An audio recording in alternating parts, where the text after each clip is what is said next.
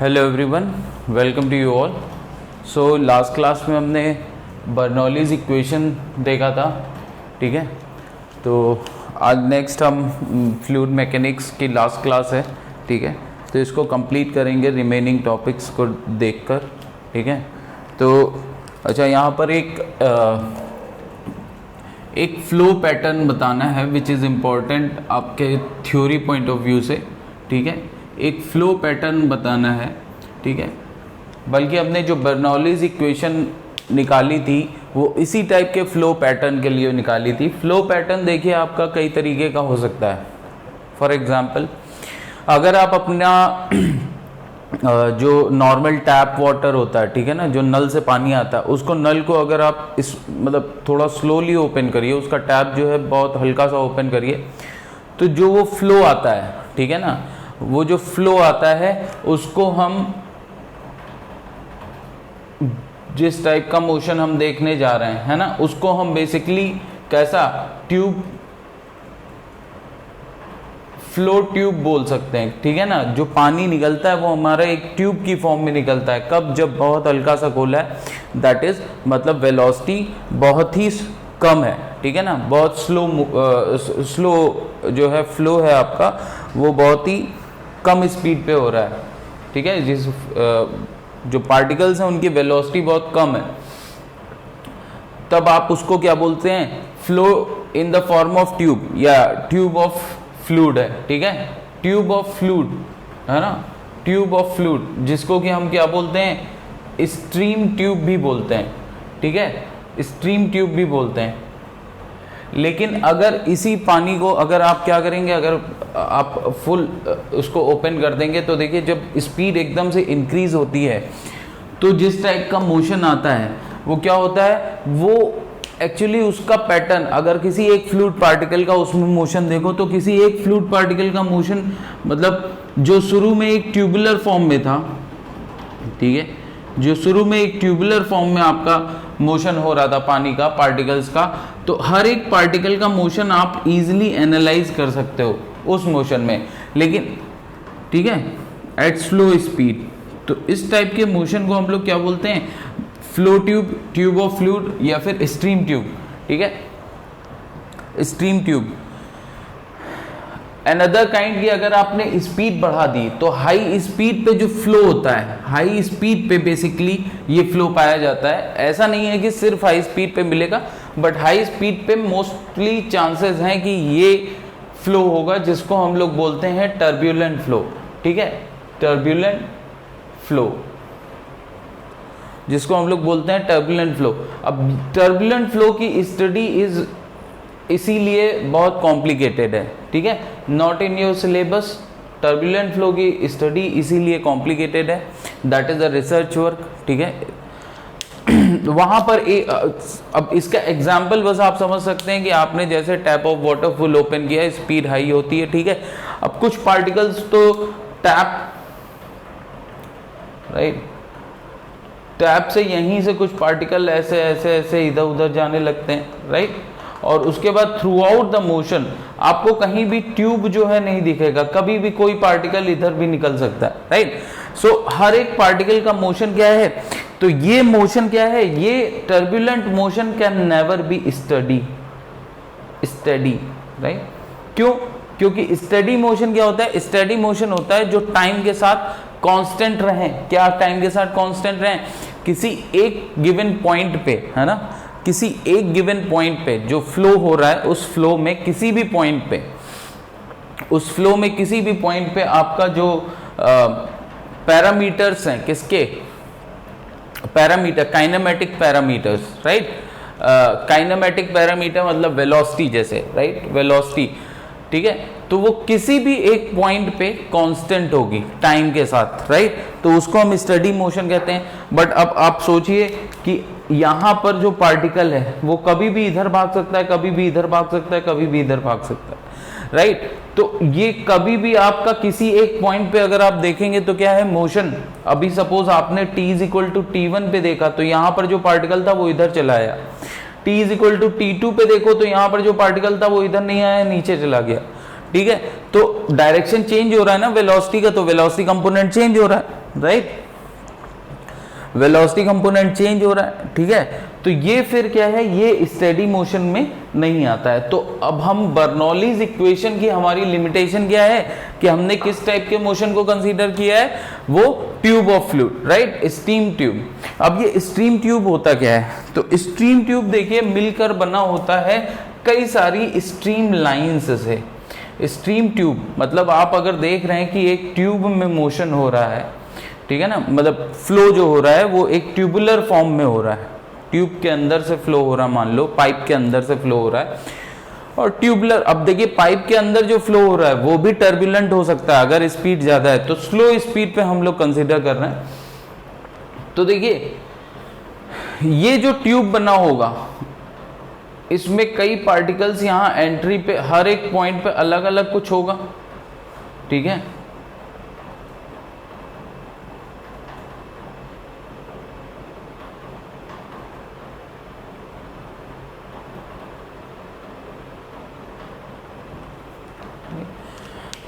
तो देखिए stream line, कई सारी स्ट्रीम लाइन से बनकर ये एक स्ट्रीम ट्यूब बनता है, ठीक है। तो अब स्ट्रीम लाइन होती क्या है, तो स्ट्रीम लाइन हमारी देखिए सिंपल एक फ्लो पैटर्न है, एक काइंड ऑफ फ्लो पैटर्न है, ठीक है। स्ट्रीम लाइन क्या है, stream line is a kind of flow pattern. Flow pattern को स्टडी करने का आप एक तरीका भी समझ सकते हैं, राइट। तो स्ट्रीम लाइन एक तरीके का फ्लो पैटर्न है जिस, ठीक है, इसको इस तरीके से डिफाइन किया जाता है कि a tangent drawn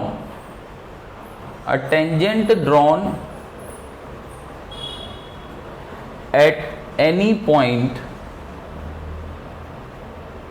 a tangent drawn at any point gives the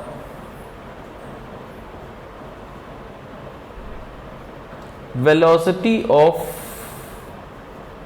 fluid particle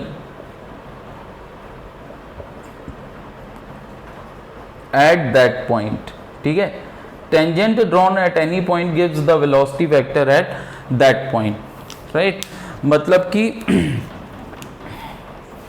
suppose मैंने ये कोई भी एक लाइन बना दी, ठीक है। अगर ये स्ट्रीम लाइन है, स्ट्रीम लाइन क्या होती है, आप फ्लो देख रहे हैं पार्टिकल्स का, ठीक है ना। आप स्ट्रीम लाइन है कि मतलब इस लाइन पे कुछ एक गिवन पार्टिकल्स जो हैं इस लाइन से फ्लो कर रहे हैं, ठीक है। तो tangent drawn eight any point, अब ये कैसे पता चलेगा कि ये स्ट्रीम लाइन है, क्योंकि टेंजेंट आप जब भी ड्रॉ करेंगे किसी भी पॉइंट पे तो आपको वो क्या दे देगा, इस पॉइंट पे कोई भी फ्लूइड पार्टिकल, देखिए अब यहां पर आने वाले फ्लूइड पार्टिकल, एक फ्लूइड पार्टिकल आएगा चला जाएगा, दूसरा आएगा, फिर तीसरा आएगा, फिर लेकिन जो भी इस पॉइंट पे आएगा उसका वेलोसिटी वेक्टर क्या होगा, इसी डायरेक्शन में होगा।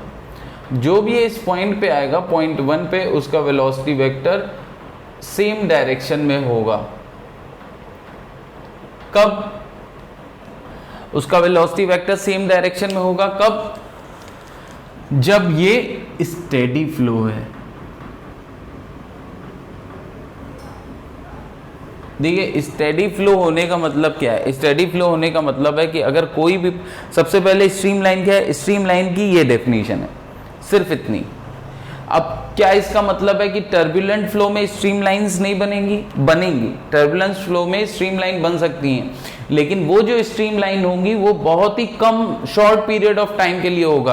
क्योंकि देखिए एक ही पॉइंट पे, टर्बुलेंट फ्लो में क्या हो रहा है, एक ही पॉइंट पे कभी पार्टिकल ऐसे आ रहा है तो कभी पार्टिकल ऐसे चला जा रहा है। तो देखिए हो सकता है t=t1 पे जब पार्टिकल ऐसे आया तो उस समय जो स्ट्रीम लाइन बनेगी वो कुछ इस डायरेक्शन में होगी, राइट। क्योंकि स्ट्रीम लाइन क्या है, tangent drawn at that point gives you velocity vector. और जस्ट नेक्स्ट मूवमेंट में क्या है कि इस पॉइंट का कोई भरोसा तो है नहीं टर्बुलेंट फ्लो में, तो यहां पर वेलोसिटी, यहां पर आने वाला पार्टिकल इस तरफ चला जाएगा। देन इन दैट केस ये जो स्ट्रीम लाइन होगी वो किस डायरेक्शन में होगी, इस डायरेक्शन में हो जाएगी। कोई स्ट्रीम लाइन कुछ एक ऐसा नहीं है कि फिजिकल लाइन है, लाइन बनती है, नहीं, ये इमेजिनरी लाइन है, राइट। इमेजिनरी लाइन, ये हम फ्लो पैटर्न पढ़ने का तरीका है हमारे, ये काइंड ऑफ फ्लो पैटर्न है, ठीक है, कि अगर मोशन अलोंग बेसिकली अगर टेंजेंट हम किसी पाथ पे ड्रॉ करें, ठीक है, टेंजेंट हम किसी पाथ पे ड्रॉ करें तो उस वो टेंजेंट अगर मुझे वेलोसिटी वेक्टर दे रहा है फ्लूइड पार्टिकल का, तो वो पाथ जो होगा वो क्या होगा, स्ट्रीमलाइन होगा। ठीक है, अगर हम वेलोसिटी वेक्टर देखें किसी भी पॉइंट पे या कई सारे पॉइंट पे थ्रू आउट, जिस तरफ मोशन हो रहा है फ्लूइड का उसी डायरेक्शन में अगर हम किसी एक पार्टिकल को पकड़ें और एक पार्टिकल पे ड्रॉ करते जाएं, उसके डायरेक्शन पे वो जहां जहां जा रहा है उसके हिसाब से उसका डायरेक्शन ड्रॉ करते जाएं, ठीक है, तो ये जो डायरेक्शन मिलेगा हर एक पॉइंट पे ये किसी ना किसी ये टेंजेंट होगा किसी ना किसी कर्व पे उस पॉइंट पे, ठीक है ना, और इन सारे पॉइंट्स को मिला दोगे तो एक स्ट्रीमलाइन बन जाएगी। तो ये एक इमेजिनरी लाइन है जो सिर्फ और सिर्फ हम फ्लो पैटर्न बताने के लिए अलग से डिफाइन करते हैं, ठीक है, बट वो स्ट्रीमलाइन यहाँ टर्बुलेंट फ्लो में इररिलेवेंट है उसकी बात करना। देखिए डेफिनेशन के अकॉर्डिंग ड्रॉ तो आप कर ही सकते हैं, लेकिन यहाँ स्ट्रीमलाइन क्या है, चेंजिंग मतलब स्ट्रीमलाइन कोई एक कांस्टेंट लाइन नहीं होगी, ये हर मूवमेंट हर एक क्षण पे चेंज हो रही होगी, राइट, और वो मूवमेंट क्या होगा, that will be very very short, ठीक है, वो मूवमेंट हमारा क्या होगा, वेरी वेरी शॉर्ट पीरियड। तो इसलिए स्ट्रीमलाइंस की टर्बुलेंट फ्लो में बात करना is does not make any sense, उसका कोई मतलब नहीं है, राइट। तो स्ट्रीमलाइन का हम कहां बात करते हैं, हम बात करेंगे स्टेडी फ्लो में, ठीक है। क्यों, क्योंकि स्टेडी फ्लो में हम जानते हैं कि क्या होगा, स्टेडी फ्लो में हम जानते हैं कि वेलोसिटी एट एनी पॉइंट, ठीक है ना, eight any point is important, ठीक है। वेलोसिटी हमने देखा था लास्ट क्लास में एक्चुअली क्या होता है स्टेडी फ्लो, ठीक है। तो velocity at any point is constant at any point इन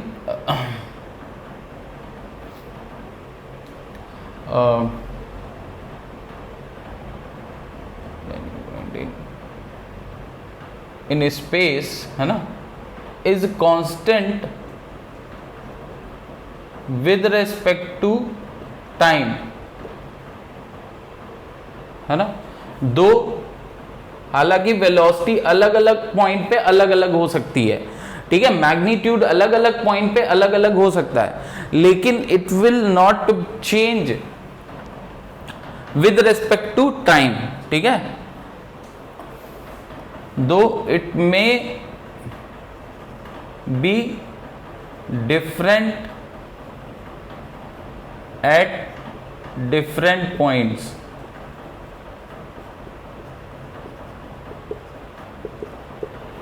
दो it may be different at different points, ठीक है, but it will not change with respect to time, ठीक है। तो देखिए अब इसका मतलब क्या है, अब इसका मतलब है कि सपोज पार्टिकल, कोई एक particle A, fluid particle A, जब वो यहां पॉइंट 1 से जाएगा तो उसकी वेलोसिटी कुछ इस डायरेक्शन में होगी, वो पॉइंट 2 से पास करेगा, जब पार्टिकल ए पॉइंट 2 से पास करेगा तो पार्टिकल बी आ जाएगा पॉइंट ए की जगह, ठीक है ना, पार्टिकल बी आ जाएगा पॉइंट 1 पे, ठीक है। तो हर एक पार्टिकल, फ्लूइड का हर एक पार्टिकल जो कि पॉइंट 1 से पास करेगा, ये हम डिस्कस कर रहे हैं स्टेडी फ्लो में स्ट्रीमलाइंस कैसी होंगी, ठीक है, स्टेडी फ्लो में स्ट्रीमलाइंस कैसी होंगी। तो स्टेडी फ्लो में देखिए स्ट्रीमलाइंस चेंज नहीं होंगी टाइम के साथ, क्यों, क्योंकि स्टेडी फ्लो में क्या होता है, velocity constant with respect to time at any point. तो अगर आप t is equal to t1 पे देखें, तो सपोज आप t is equal to t1 पे देखें तो हो सकता है पॉइंट ए यहां पर होगा, पार्टिकल ए यहां पर होगा, ठीक है। फिर आप t is equal to t2 पे देखें तो देखिए पार्टिकल ए हो सकता है यहां पहुंच चुका होगा और पार्टिकल बी यहां आ जाएगा। तो देखिए अब पार्टिकल बी जो होगा, फ्लूइड पार्टिकल बी, उसकी वेलोसिटी क्या होगी, v1, फ्लूइड पार्टिकल ए की वेलोसिटी होगी v2। तो देखिए फ्लूइड पार्टिकल्स की वेलोसिटी स्पेस के साथ चेंज होती जा रही है, लेकिन टाइम के साथ एट अ गिवन पॉइंट वो कांस्टेंट रहेगी। तो देखिए ऑब्वियसली स्ट्रीम लाइन आपकी क्या होगी, स्ट्रीम लाइन स्टेडी फ्लो के लिए हमेशा एक कांस्टेंट, चाहे वो कर्व कांस्टेंट शेप की होगी, है ना। स्टेडी फ्लो के लिए स्ट्रीम लाइंस क्या होंगी, हमेशा एक कांस्टेंट शेप की होगी, चाहे वो कर्व हो चाहे वो स्ट्रेट लाइन में फ्लो कर रहा हो तो भी, राइट। तो ये कांस्टेंट शेप की होगी। और स्टेडी फ्लो जनरली कहां पर देखा जाएगा, जब velocity of the fluid is very very less, ठीक है ना। और स्टेडी फ्लो के लिए स्ट्रीम लाइंस क्या होंगी, कांस्टेंट शेप की होंगी, राइट। कर्व या फिर स्ट्रेट लाइन या फिर जो भी हो, but it will remain constant with respect to time, shape इसका चेंज नहीं होगा, ठीक है। अब देखिए बिकॉज अब यहां पर एक इंपॉर्टेंट अच्छा हाँ देखिए, अब देखिए हमने क्या कंसीडर किया था कि ट्यूब जो फ्लो स्ट्रीम ट्यूब है that is made up of many stream lines. तो देखिए मैनी स्ट्रीम लाइंस तो है क्योंकि जो अपर लेयर जा रही है वो कुछ इस तरीके से जा रही है, फिर इस तरीके से जा रही है, ठीक है। तो अब देखिए ये हर एक पार्टिकल जो अलग अलग स्ट्रीम लाइन पे आ रहा है, हर एक पार्टिकल जो अलग अलग स्ट्रीम लाइन पे आ रहा है उसकी स्पेस के साथ वेलोसिटी चेंज हो रही है, बट टाइम के साथ किसी भी पॉइंट पे वेलोसिटी कांस्टेंट है। अब देखिए ऐसी कई स्ट्रीम लाइंस को जब मिला देंगे, ठीक है ना, तो वो देखिए एक ट्यूब बनाएगा, bundle of stream lines will make a tube, ठीक है। उसी ट्यूब फ्लो को हम लोग क्या बोलते हैं, ट्यूब ऑफ फ्लूइड या फिर स्ट्रीम ट्यूब, ठीक है। और जब हम बर्नौलीज इक्वेशन लगा रहे हैं तो that we can apply for steady stream line flow, ठीक है। बर्नौलीज इक्वेशन किसके लिए लगेगा, स्टेडी स्ट्रीम लाइन फ्लो, ठीक है। ओके नेक्स्ट इज कि अब देखिए अगर हमको स्ट्रीम लाइन क्या होती है, tangent drawn eight any point gives the velocity of the fluid at that point, fluid particle at that point, ठीक है। तो देखिए क्या ये पॉसिबल है कि दो stream lines, two stream line, stream line 1 and stream line 2, can they cut each other, क्या दो स्ट्रीम लाइन आपस में कट कर सकती हैं एक दूसरे को। देखिए अगर कट कर सकती हैं एक दूसरे को, मान लेते हैं, ठीक है, सही बात है कि कट कर सकती हैं। तो देखिए जब पॉइंट P पे कोई पार्टिकल आएगा, राइट, पॉइंट P पे कोई फ्लूइड पार्टिकल आएगा, तो अब देखिए उसकी वेलोसिटी आप किस डायरेक्शन में देंगे। देखिए अगर स्ट्रीम लाइन 2 को फॉलो करेंगे तो V2 ये आ जाएगी, स्ट्रीम लाइन 1 को फॉलो करेंगे तो V1 ये आ जाएगी, विच इज नॉट पॉसिबल।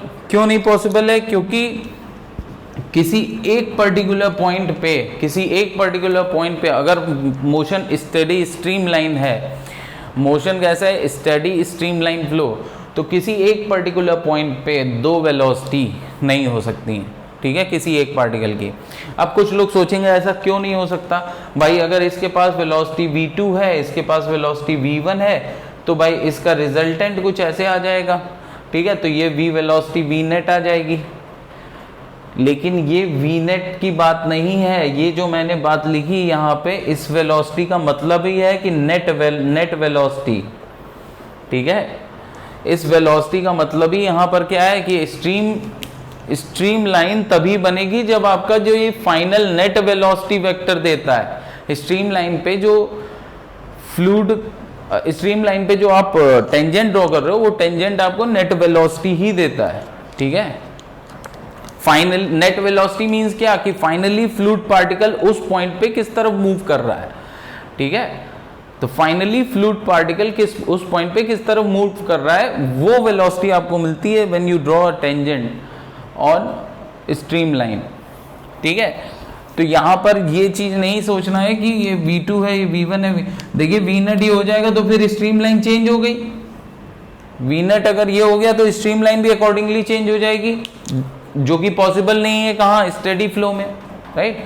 सो ये थ्योरी पॉइंट ऑफ व्यू से कि two stream lines can not cut each other, why, the reason is this, ठीक है। रीजन हो गया हमारा डिस्कस। अब देखिए नेक्स्ट हम आते हैं नए कॉन्सेप्ट पे। आज हमको देखना है सरफेस टेंशन एंड विस्कोसिटी, ठीक है।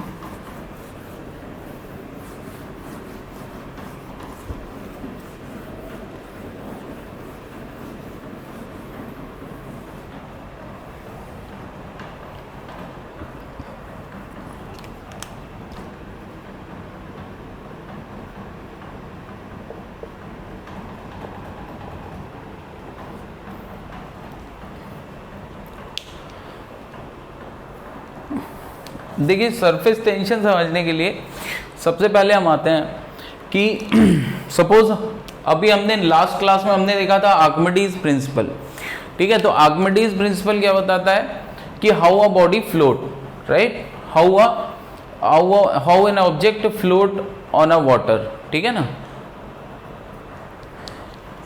तो ओके, तो वो बताता है कि the weight of the water displaced by an object, right, the weight of the water displaced by an object, ठीक है, wait of the liquid displaced by an object, right, that amount of buoyant force is acted upon that amount of buoyant force act upon that object, ठीक है ना। जितना wait, जब कोई object आपका पानी में या किसी लिक्विड में डाला जाता है तो वो ऑब्जेक्ट ऑब्वियसली कुछ वॉल्यूम ऑफ वाटर को डिस्प्लेस करेगा। वो वॉल्यूम ऑफ वाटर, जितना वॉल्यूम ऑफ वाटर वो डिस्प्लेस करेगा, उसका वेट बायंट फोर्स की तरह उस बॉडी पर लगेगा नीचे से, ठीक है। सो तो इस अब जब buoyant force and wait of the body, ठीक है ना, buoyant force and the weight of the body ये एक दूसरे को जब बैलेंस कर देते हैं तो तो जो है वो कंडीशन क्या होती है हमारी, फ्लोटिंग कंडीशन होती है। लेकिन अब आपने देखिए, आपने कई बार क्या देखा होगा, आपने कई बार देखा होगा इंसेक्ट, ठीक है ना, इंसेक्ट को वाटर सरफेस पे बैठा हुआ देखा होगा तैरते हुए, ठीक है। कभी आपने ग्रीस्ड नीडल होती है, सुई पे आप ग्रीस लगाइए, उसको पानी पे रखिए, ठीक है। तो यू विल फाइंड कि ये दोनों चीजें भी क्या हैं, सरफेस पे रेस्ट करेंगी, राइट। सरफेस पे ये क्या करती हैं, सरफेस पे ये रेस्ट करेंगी, ठीक है। That is a floating condition ना, कि पानी की वेव्स के साथ वो मूव करेंगी, ठीक है। तो सरफेस पे, लेकिन सरफेस पे रेस्ट करेंगी। तो ये अब फ्लोटिंग कंडीशन में कैसे आती हैं, ये फ्लोटिंग कंडीशन में कैसे आती हैं। अब देखिए, ये तो इतना अमाउंट ऑफ वाटर डिस्प्लेस भी नहीं कर पाते हैं, ठीक है, डिस्प्लेस करेंगे भी नहीं। और यहां पर वैसा कोई आर्किमिडीज कॉन्सेप्ट नहीं लगेगा कि amount of water is displace, right, ऐसा कोई आर्किमिडीज कॉन्सेप्ट नहीं लगता है। This is because of surface tension, this is because of surface tension. अब सरफेस टेंशन को समझने के लिए उससे पहले हमको एक एग्जाम्पल हम लेंगे, ट्रैम्पोलिन, ठीक है। ट्रैम्पोलिन एक तरीके का क्या होता है, एक तरीके का झूला होता है, ठीक है, जिसपे बच्चे कूदते हैं, राइट। इसकी सरफेस क्या होती है, इसकी सरफेस होती है हल्की सी इलास्टिक मेम्ब्रेन की बनी होती है, राइट।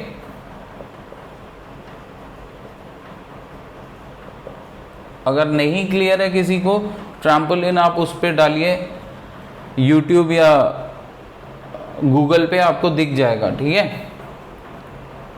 तो देखिए इसकी सरफेस क्या होती है, इसकी सरफेस आपकी जो होती है वो इलास्टिक मेम्ब्रेन की बनी होती है, राइट। ये जो सरफेस होती है ये इलास्टिक मेम्ब्रेन की बनी होती है। इलास्टिक मेम्ब्रेन जस्ट लाइक कि आपके जो गुब्बारे में होती है, बट यहाँ पर थोड़ी स्ट्रॉन्ग होती है, राइट। तो अब उस पे क्या होता है, उस पे जब मतलब आपने देखा होगा कोई बच्चे कूदते हैं तो they jump high and then they fall back and then, right. So this continues, this motion continues, ठीक है, SHM काइंड ऑफ मोशन, अगर एयर रेजिस्टेंस को नेग्लेक्ट करें, ठीक है। तो देखिए उसमें होता क्या है, तो अगर सपोज इसी एग्जांपल को अगर हम लें तो देखिए अब a child, right, can stand over this, इस पे खड़ा भी हो सकता है एक बच्चा, राइट, आराम से। तो देखिए ऑब्वियसली जब इस पे खड़ा होगा तो ये इसका शेप, जो इसकी सरफेस है ट्रैम्पोलिन की, इसका शेप कुछ ऐसे हो जाता है, राइट।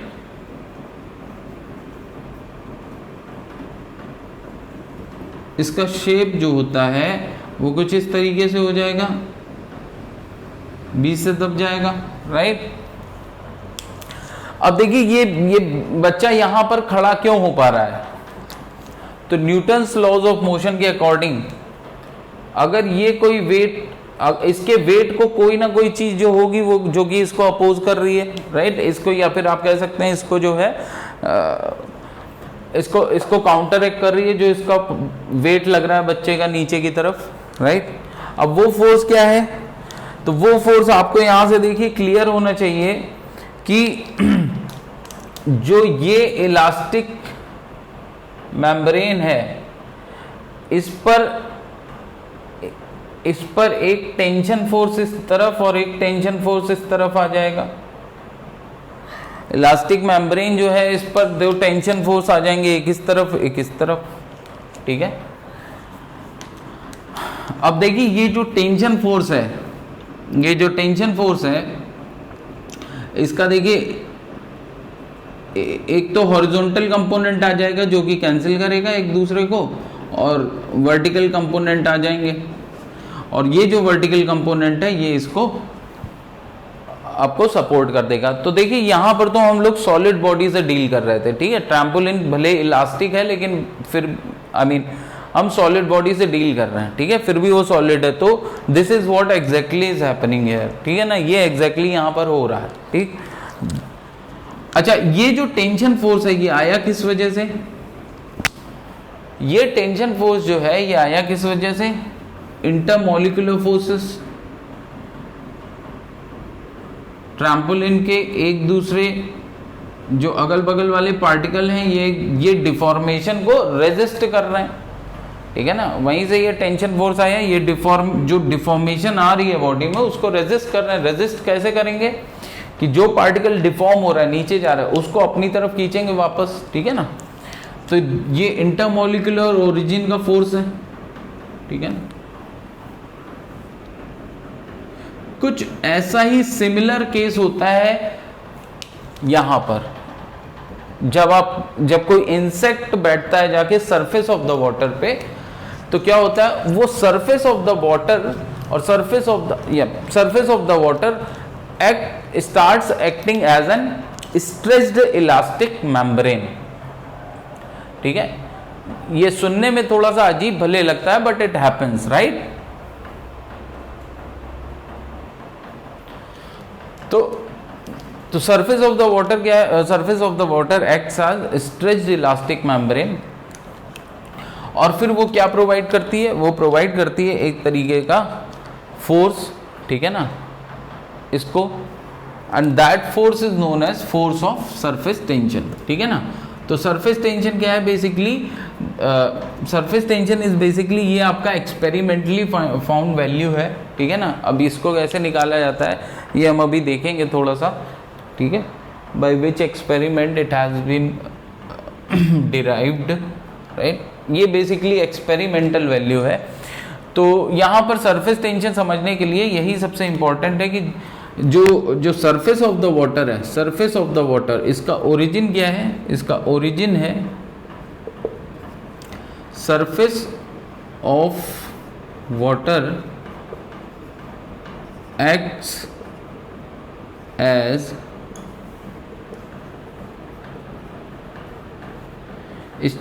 स्ट्रेच्ड इलास्टिक मेम्ब्रेन, ठीक है। Surface of the water acts as stretched elastic membrane. अब देखिए यहां पर अब हम थोड़ा सा एक एक्सपेरिमेंट, बेसिकली जिस एक्सपेरिमेंट के थ्रू इसकी वैल्यू निकाली जाती है वो मैं थोड़ा सा क्लियर कर रहा हूं। देखिए उसके लिए हम क्या करेंगे, हम एक बीकर लेंगे, बीकर में लिक्विड जिसकी वजह जो भी जिसका भी हमें सरफेस टेंशन निकालना है, राइट। सरफेस टेंशन एक तरीके से क्या है, प्रॉपर्टी ऑफ द लिक्विड हो जाता है, ठीक है। सरफेस टेंशन अभी हम देखेंगे एक तरीके से प्रॉपर्टी ऑफ द लिक्विड हो जाता है, ठीक है, क्योंकि सरफेस टेंशन की जो हम वैल्यू निकालते हैं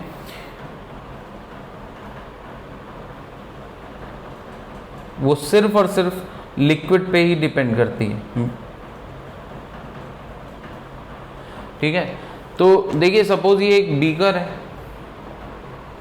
इसमें आपका वो लिक्विड भरा है, फॉर द टाइम बिंग हम पानी ले लेते हैं, ठीक है, वाटर, ठीक है। अब इसमें क्या करना था आपको, हमको कुछ एक्सपेरिमेंट करना है, तो उस एक्सपेरिमेंट के लिए हमने एक कुछ अपना डिवाइस लिया, एक वायर लिया, वायर को हमने कुछ इस फॉर्म में मोड़ लिया है, राइट, वेरी थिन वायर, बहुत ही पतला, ठीक है, उसको आप इस फॉर्म में मोड़ लीजिए, कुछ इस फॉर्म में, राइट। और फिर आप क्या करेंगे, एक्चुअली सरफेस टेंशन हम लोग ले सकते हैं प्रॉपर्टी ऑफ द लिक्विड, लेकिन फिर वही बात है कि सरफेस टेंशन अभी हम आगे देखेंगे, forces of adhesion and cohesion, ठीक है, क्या होते हैं, उस पर भी डिपेंड करता है हल्का सा surface tension. So it's a little bit complex phenomena, ठीक है, बट हमको जितना समझना चाहिए वो क्लियर होना चाहिए। तो देखिए ये एक तरीके का क्या है, ये हमने स्लाइडिंग वायर है, ठीक है, ये पूरा एक वायर हमने यू शेप में बेंड कर लिया, और इसका जो अपर लिड वायर है, एक तरीके से हम बोलेंगे, जो ऊपर की तरफ लगाया है, इट कैन स्लाइड, तो ये स्लाइडिंग वायर है, ठीक है। आप इस पूरे वायर अरेंजमेंट को, इस पूरे अरेंजमेंट को आप क्या करेंगे, इसमें डिप करेंगे लिक्विड में, और फिर जब इसको, राइट, देखिए ये स्लाइडिंग वायर है, तो इसको चलो शुरुआत में इसको आपने नीचे रखा हो, इसको डिप कर लिया, इसको डिप करके जब आप निकालेंगे तो देखिए अब क्या होगा, अब जैसे जैसे आप इसको खींचेंगे ऊपर की तरफ, इसको, है ना, ये जो स्लाइडिंग वायर है, जैसे जैसे आप इसको ऊपर की तरफ खींचेंगे, तो देखिए यहां पर एक फिल्म सी बन जाएगी, ठीक है ना, यहां पर कुछ लिक्विड फिल्म बनेगी, वो लिक्विड फिल्म जो है वो रिस्पॉन्सिबल होगी यहां पर अब सरफेस टेंशन देने के लिए, ठीक है। This is what I am telling you, experiment की कैसे आपको सरफेस टेंशन की जो वैल्यू दी जाती है वो क्यों दी जाती है वैसी, right. So that experiment I am telling you, ठीक है। तो ये एक्सपेरिमेंट की अभी बस शुरुआत है कि यहाँ पर एक लिक्विड फिल्म वैसी लिक्विड फिल्म, जब देखिए आपको मेले में वो जो आपका क्या कहते हैं, वो वॉशिंग पाउडर वाला जो वो होता है ना, जिसमें आप गुब्बारा फुलाते हैं, ठीक है, आप उसमें ब्लो करते हैं, तो फिर क्या होता है, उससे कई सारे सोप बबल्स निकलते हैं, ठीक है। तो उसको कभी डिप करो तो कभी कभी क्या होता है कि बीच में फिल्म सी बन जाती है, तो वो फिल्म की मैं बात कर रहा हूँ, वो लिक्विड फिल्म। तो यहाँ पर कुछ लिक्विड फिल्म बन गई है, राइट। अब आप देखिए, ऑब्वियसली इसको आप खींच रहे हैं, तो उस लिक्विड फिल्म की वजह से क्या होगा, अब देखिए आप देखिए एक एक्सपेरिमेंट कर रहे हैं, तो आपने एक्सपेरिमेंट कुछ इस तरीके से किया कि आप जब इस पर जो ये फोर्स लगा रहे हैं F, आप इस पर एक फोर्स लगा रहे हैं F, राइट। तो देखिए अब ये जो स्लाइडिंग वायर है, इसका कुछ अपना वेट W नीचे की तरफ होगा, ठीक है। आपने देखा कि आपको जो ये फोर्स लगाना पड़ रहा है F, अब अगर आप इसको कांस्टेंट वेलोसिटी से, राइट, इसको कांस्टेंट वेलोसिटी से आप ऊपर खींचना चाह रहे हैं, कौन सा स्लाइडिंग वायर जो है, इसको कांस्टेंट वेलोसिटी मेंटेन करना चाह रहे हैं ऊपर खींचने के लिए, तो कांस्टेंट वेलोसिटी मेंटेन करने के लिए देखिए आपको क्या लगाना पड़ेगा, force F should be equal to W, right, force F should be equal to W, ठीक है, फोर्स F जो है ये should be equal to W, ठीक है। अब आप कितना भी ऊपर खींचते जाइए, देखिए ये हाइट h तो बढ़ती जाएगी, ये हाइट h क्या है, ये हाइट h बढ़ती जाएगी, ठीक है। बट आपने एक्सपेरिमेंटली क्या ऑब्जर्व किया कि ऐसा नहीं है, राइट। आपको जो ये फोर्स लगाना पड़ रहा है to maintain constant speed, v constant maintain करने के लिए भी आपको देखिए यहां से यही लगेगा कि F should be equal to W, लेकिन आपने जो एक्सपेरिमेंटली ऑब्जर्व किया वो आपको क्या है, आपका ये है कि F is greater than W to maintain constant speed maintain करने के लिए F is greater than W। तो मतलब कि नीचे की तरफ कोई एक और फोर्स लग रहा है, नीचे की तरफ क्या है, कोई एक और फोर्स लग रहा है। अब वो फोर्स क्या है, वो फोर्स ही कहा गया फोर्स ऑफ सरफेस टेंशन, ठीक है। तो ये जो F आपको एक्चुअली लगाना पड़ रहा है, ये लगाना पड़ रहा है W plus surface tension force, ठीक है ना, force due to surface tension, right. इसको एक मिनट, इसको ये सरफेस टेंशन फोर्स, ठीक है ना, force due to surface tension, या जिसको हम सरफेस फोर्स बोल रहे हैं, इसको हम नाम F दे देते हैं। ये एक्सटर्नल फोर्स जो हम लगा रहे हैं इसको P दे देते हैं, राइट। सो ये P, ये भी P, ये भी P, ठीक है। तो हमने क्या देखा, बेसिकली जो ये फोर्स आएगा, जो सरफेस फोर्स आएगा, ठीक है, वो आप कैलकुलेट कर सकते हैं by this experiment P minus W से, राइट। तो ये आप कैलकुलेट कर सकते हैं P माइनस W से। तो अब देखिए, अब आप ये एक्सपेरिमेंट सिर्फ इस लेंथ के आप ये एक्सपेरिमेंट क्या करेंगे, और ये एक्सपेरिमेंट में ये ऑब्जर्व किया गया कि ये जो सरफेस फोर्स आ रहा है, ठीक है ना, ये जैसे जैसे मान लीजिए आप इसको मूव करते जा रहे हैं ऊपर, तो क्या होगा, ये H इंक्रीज होता जाएगा, right. And this surface force does not depend upon this height H, इस डायमेंशन पे डिपेंड नहीं करता है, मतलब कि लेंथ ऑफ द फिल्म कितनी लंबी होती जा रही है इस पे नहीं डिपेंड कर रहा है, ठीक है। सरफेस फोर्स इस पे डिपेंड ही नहीं कर रहा है।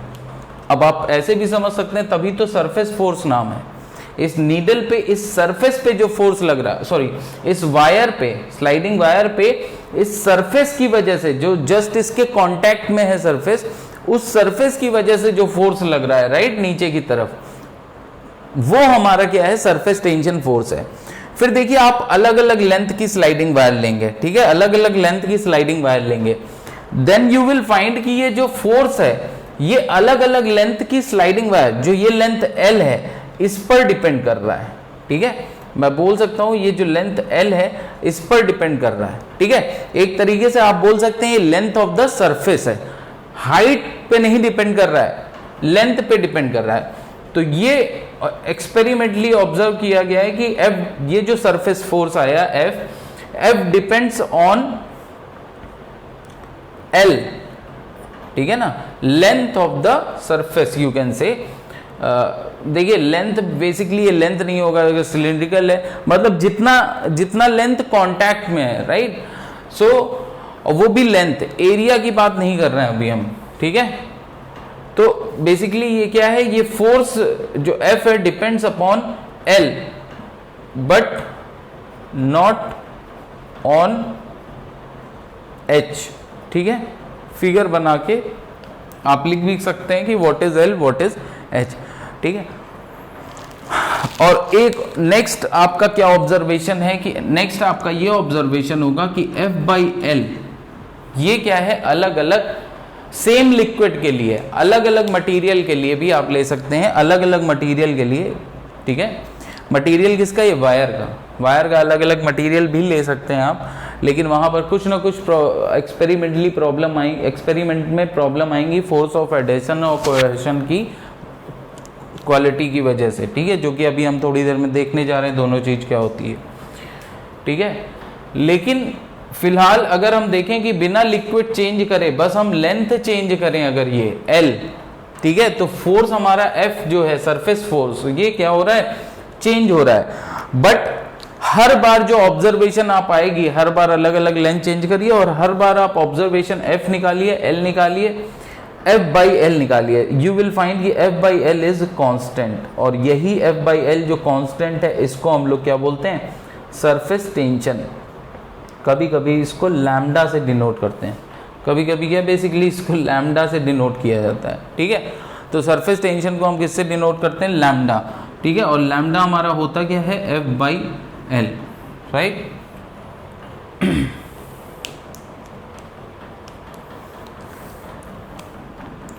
तो इसकी यूनिट क्या हो जाएगी, न्यूटन पर मीटर। याद रखिएगा ये फोर्स कौन सा है, वो फोर्स नहीं जो आपने अप्लाई किया, मैंने चेंज कर दिया नोटेशन, P कर दिया जो एक्सटर्नल फोर्स अप्लाई किया था। F क्या है, F है सरफेस फोर्स। ये सरफेस फोर्स देखिए क्या होता है, इसकी डायरेक्शन क्या होगी, देखिए इसकी डायरेक्शन अगर आप देखें कि अगर ये सरफेस ऑफ द वाटर जो है ना, अगर ऊपर से देखें तो देखिए ये सिलिंड्रिकल होगा, ठीक है ना। टॉप व्यू अगर देखें हम इसका सरफेस ऑफ द वाटर का, ऊपर से अगर देखें तो सपोज अगर ये सिलेंड्रिकल है तो कुछ इस तरीके से होगा, ठीक है, ठीक है।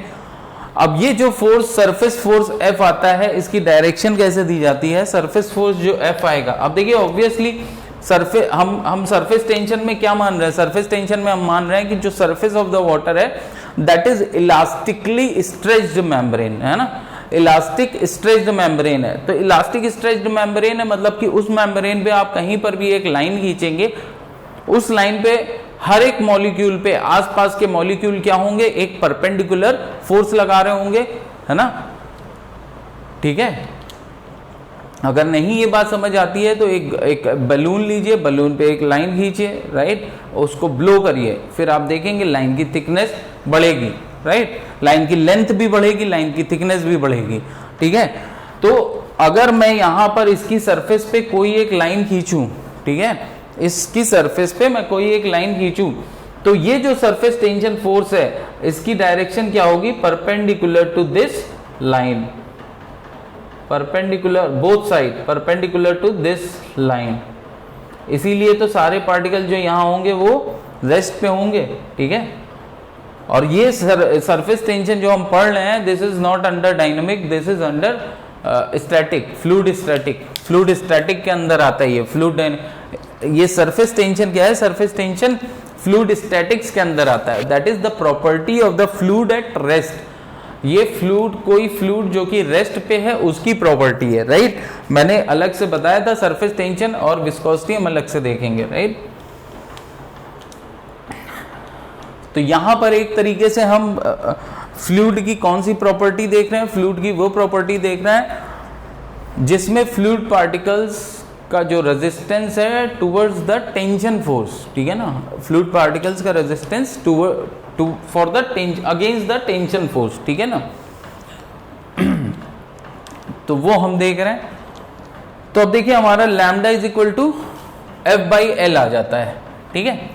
अब देखिए ये जो F है सरफेस फोर्स है, ये सरफेस फोर्स बेसिकली है क्या, इसका ओरिजिन, ठीक है, ये है, ठीक है, मान लिया, बट है क्या ओरिजिन, इंटरमोलिकुलर फोर्स। ये जो सरफेस फोर्स F है इसका ओरिजिन है इंटरमोलिकुलर फोर्स, राइट।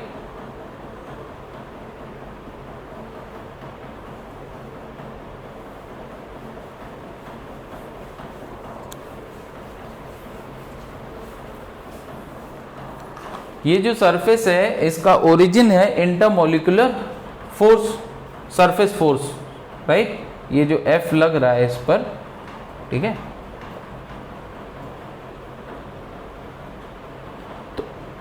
तो जो इंटरमोलिकुलर फोर्सेस होते हैं वो कैसे होते हैं, सेंटर टू सेंटर लगते हैं, ठीक है, कंजर्वेटिव फोर्स है। तो जब कंजर्वेटिव फोर्स की बात आती है तो हम लोग देखो ना इलास्टिक मेम्ब्रेन, तो इलास्टिक पोटेंशियल एनर्जी की भी बात कर सकते हैं, राइट। और इलास्टिक पोटेंशियल एनर्जी क्यों आएगा, work done by the negative of the work done by the force F। अब देखिए यहां हम कुछ नहीं करने जा रहे हैं, यहां हम सिर्फ और सिर्फ रिलेशन निकालने जा रहे हैं सरफेस टेंशन और सरफेस एनर्जी में, ठीक है। सरफेस एनर्जी को डिटेल में अभी जस्ट इसके बाद देखेंगे क्या होता है सरफेस एनर्जी, लेकिन फिलहाल आप ये समझिए कि एक रीजन होता है कि why the droplets of water और any liquid is spherical in shape, ठीक है। तो उसके लिए हमको देखना पड़ेगा सरफेस टेंशन और सरफेस एनर्जी का रिलेशन, राइट। अच्छा देखिए ये फोर्स क्या है, ये फोर्स है कंजर्वेटिव, ये फोर्स है आपका कंजर्वेटिव, ठीक है। तो हम ये कंजर्वेटिव की क्यों बात कर रहे हैं, ताकि आपको ये क्लियर हो कि we can talk about potential energy concept here, क्योंकि जहाँ जहाँ कंजर्वेटिव फोर्सेस होते हैं वहीं पे हम पोटेंशियल एनर्जी कॉन्सेप्ट की बात कर सकते हैं। अब देखिए ये जो स्लाइडिंग वायर है, अगर इसको मैं थोड़ा सा डेल्टा एक्स अमाउंट से फोर्स अपना लगा के इसको मूव करूं, डेल्टा एक्स अमाउंट से ऊपर की तरफ, ठीक है, तो डेल्टा एक्स अमाउंट से अगर मैंने ऊपर की तरफ मूव किया है तो देखिए, अच्छा ये मान लीजिए कि इसका जो सरफेस एरिया है, कुछ सरफेस एरिया होगा ना, हाँ ये देखिए ये L है, right,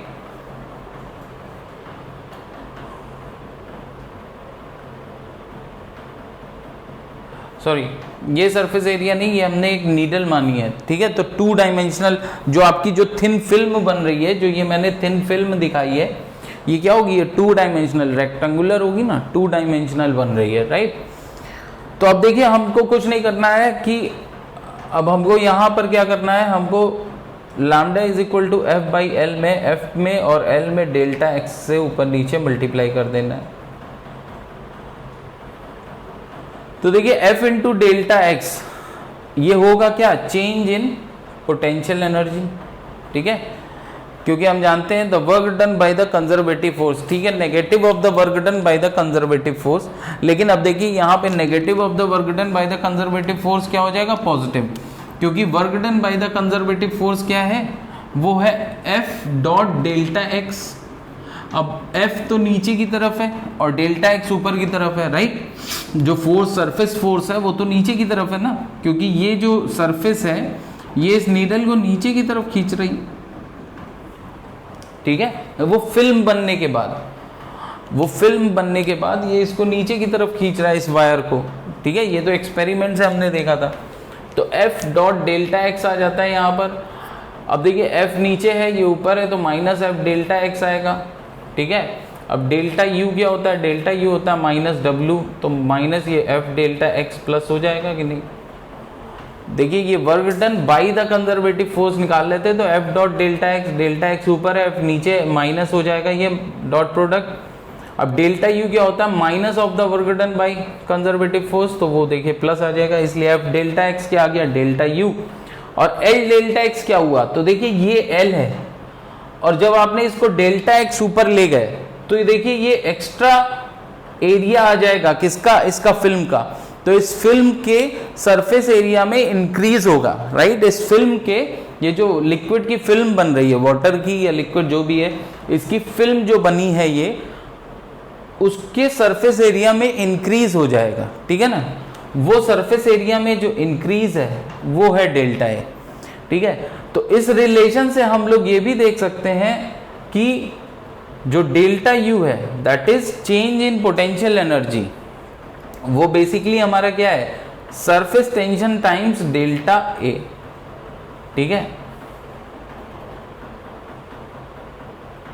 surface tension times delta A, ठीक है। अब देखिए मॉलिक्यूल्स की अगर सरफेस एनर्जी बहुत ज़्यादा होगी तो वो स्टेबल नहीं होंगे, राइट।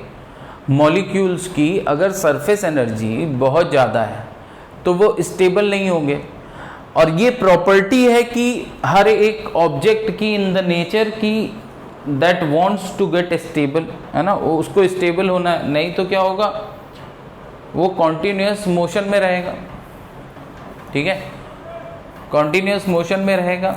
तो मॉलिक्यूल की प्रॉपर्टी क्या है, किसी भी पार्टिकल की प्रॉपर्टी क्या है कि टू गेन स्टेबिलिटी, ठीक है ना, स्टेबिलिटी को गेन करना। तो अब ऑब्वियसली अगर पार्टिकल्स की एनर्जी ज़्यादा है तो स्टेबिलिटी तो रहेगी नहीं, राइट। अब देखिए ये एनर्जी होती क्या है, लैम्डा तो प्रॉपर्टी है, कोई भी लिक्विड है तो उसकी लैम्डा तो प्रॉपर्टी है, ठीक है, तो ये कांस्टेंट है।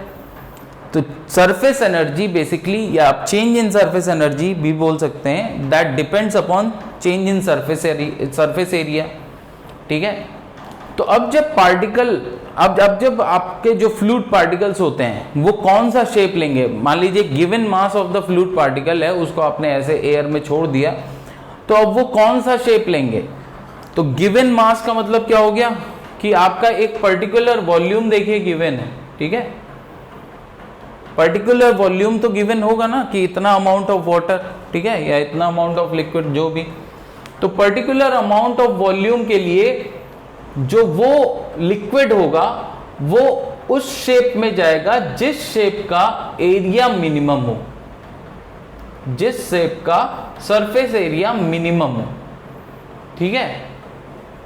For a given amount of for a given volume of water वो शेप लेगा, वो कोई भी लिक्विड वो शेप लेगा जिसके लिए सरफेस एरिया मिनिमम हो। क्यों? क्योंकि स्टेबिलिटी तभी आएगी, अदरवाइज सरफेस एरिया ज्यादा हुआ तो क्या होगा, सरफेस एनर्जी भी ज्यादा होगी, ठीक है।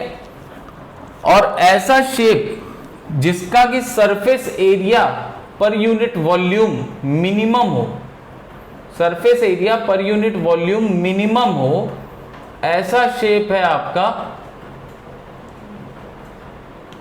स्फेरिकल। एंड दैट्स वाई कोई भी ड्रॉप क्या होती है, स्फेरिकल शेप अचीव करना चाहती है, स्फेरिकल शेप अचीव करना चाहती है। इवन लेड बॉल्स, कोई ड्रॉप ऑफ द लिक्विड के लेड बॉल भी इसी कारण से स्फेरिकल शेप में ही दिखेंगे आपको, राइट। स्टेबिलिटी, ठीक है ना, मोर द स्टेबिलिटी, ठीक है ना, so the particle will tend to attain that shape only, जहां पर स्टेबिलिटी ज्यादा हो, राइट।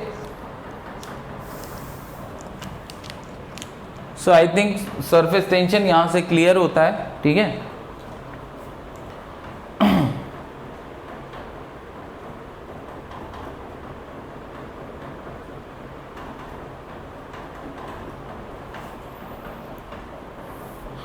अब देखिए नेक्स्ट एक चीज होती है कि जो सरफेस लेयर होती है, राइट, जो सरफेस लेयर होती है वो भी क्योंकि सरफेस एनर्जी कॉन्सेप्ट पे ही डिपेंड करता है, ठीक है। तो जो सरफेस लेयर होती है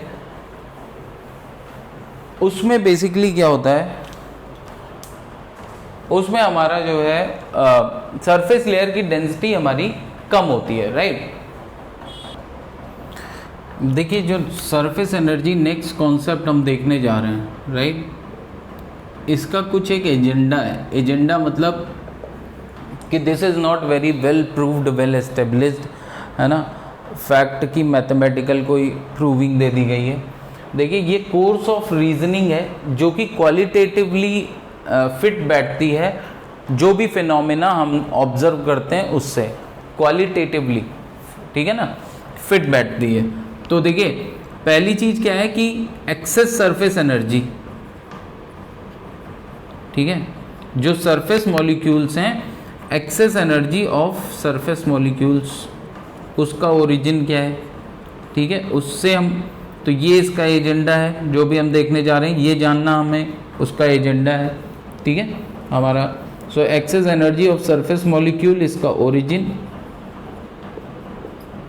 सेकेंड, सरफेस लेयर, जो सरफेस लेयर है, सरफेस लेयर की डेंसिटी जो होती है is less than deeper layers, ठीक है। सो ये दो बेसिकली हमारे एजेंडा है कि हम क्या डिस्कस करने जा रहे हैं उसका, ठीक है। अब देखिए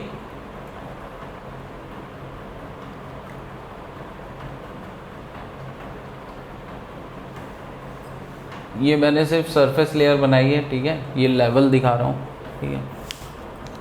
अब देखिए सरफेस एनर्जी एक्चुअली होती क्या है। सरफेस एनर्जी देखिए होती क्या है कि आप देखिए अगर मैं सबसे पहले किसी भी एक पार्टिकल को देखता हूँ सरफेस पे, ठीक है, तो देखिए इस सरफेस पे जो ये पार्टिकल है इस पर एडजेसेंट मॉलिक्यूल फोर्स लगा रहे होंगे, फोर्स ऑफ अट्रैक्शन, ठीक है, एडजेसेंट मॉलिक्यूल। और एक पार्टिकल मैं देखता हूँ बल्क में, ठीक है, इस पर भी एडजेसेंट मॉलिक्यूल फोर्स लगा रहे हैं,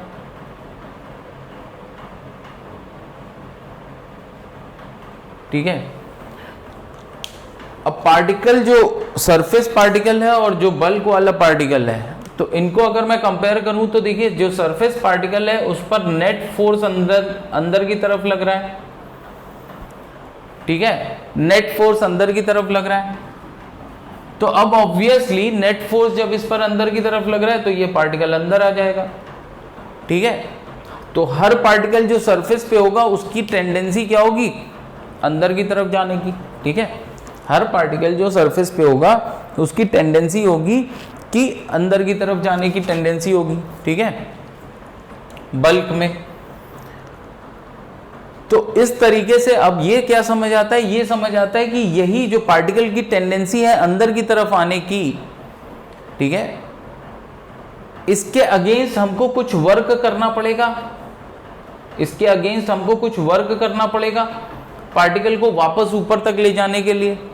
पार्टिकल की जो नेट टेंडेंसी है बल्क में आने की, इसके अगेंस्ट हमको कुछ वर्क करना पड़ेगा पार्टिकल को ऊपर की तरफ ले जाने के लिए, and that work will be converted into the potential energy, जो कि हम सरफेस एनर्जी बोलते हैं, ठीक है। लेकिन अगर मैं बल्क में एक पार्टिकल देखूं, मतलब ये पूरे बल्क में अगर मैं पार्टिकल को देखूं, किसी भी पार्टिकल को इस पूरे बल्क में, ठीक है, तो हर एक पार्टिकल पे है क्या, हर एक पार्टिकल पे नेट फोर्स क्या है, किसकी बात कर रहा हूं, जब पार्टिकल बल्क में है, बल्क का मतलब पानी के अंदर है, सरफेस पे नहीं है, तो किसी भी पॉइंट पे with in the bulk of the liquid कोई भी पार्टिकल, उस पे नेट फोर्स क्या होता है, जीरो, उस पे नेट फोर्स क्या आ रहा है, जीरो आ रहा है। This is all theoretical, theory ही समझना है, रीजनिंग को बस समझ लेना है, right, because it is not well proved but it is qualitatively fit with these two phenomena. तो इन दोनों फिनोमेना का एक रीजन है, and that reason is mathematically supported नहीं है, but qualitatively it suits to these two phenomena, right.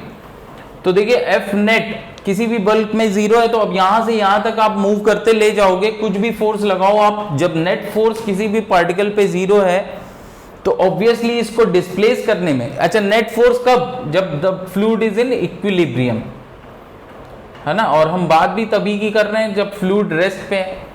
तो when the fluid is in equilibrium, ठीक है, तो किसी भी पार्टिकल पे नेट फोर्स जीरो है, तो ऑब्वियसली जब नेट फोर्स जीरो है तो इसको ऊपर तक डिस्प्लेस करने में आपको भी कोई फोर्स नहीं लगाना पड़ेगा। तो ये कॉन्सेप्ट तो नहीं हो सकता जो अभी हमने बोला कि वो अंदर आ जाएगा और फिर हम वर्क करेंगे, वो वर्क पोटेंशियल एनर्जी में कन्वर्ट होगा, ठीक है। तो है क्या कॉन्सेप्ट, द कॉन्सेप्ट इज कि देखिए all the molecules are made up of electrons and protons, ठीक है। तो भले दो उनके बीच में इंटरमॉलिक्यूलर अट्रैक्शन लग रहा है, राइट, बट जो एडजेसेंट लेयर है वो इस पे रिपल्सन भी लगा रही है, ठीक है।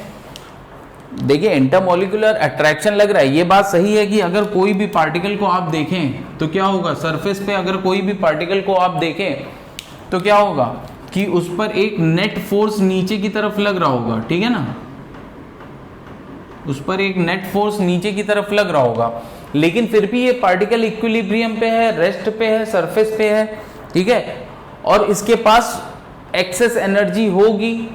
क्यों होगी, क्योंकि देखिए टेंडेंसी है नीचे की तरफ जाने के लिए, पर जा नहीं रहा है, ठीक है, तो कोई ना कोई एनर्जी है जो इसको ऊपर की तरफ रखे, that is excess surface energy, ठीक है। बट उस सरफेस एनर्जी का, उस एक्सेस सरफेस एनर्जी का ओरिजिन क्या है, वो ओरिजिन ये है कि जो इसके जस्ट नीचे वाली लेयर होगी, ठीक है ना, जो इसके ये लेयर 1 है, तो लेयर 1 के जो एडजेसेंट लेयर होगी, अब वो कौन सी लेयर होगी, लेयर 2, है ना। अब वो इतनी नीचे नहीं होगी बट मैं दिखा रहा हूं, ठीक है, अलग से लेयर 2 होगी। तो लेयर 2 के जो मॉलिक्यूल्स हैं वो फोर्स ऑफ रिपल्सन भी लगाते हैं इस पर, तो लेयर 2 के जो मॉलिक्यूल्स हैं वो रिपल्सन भी,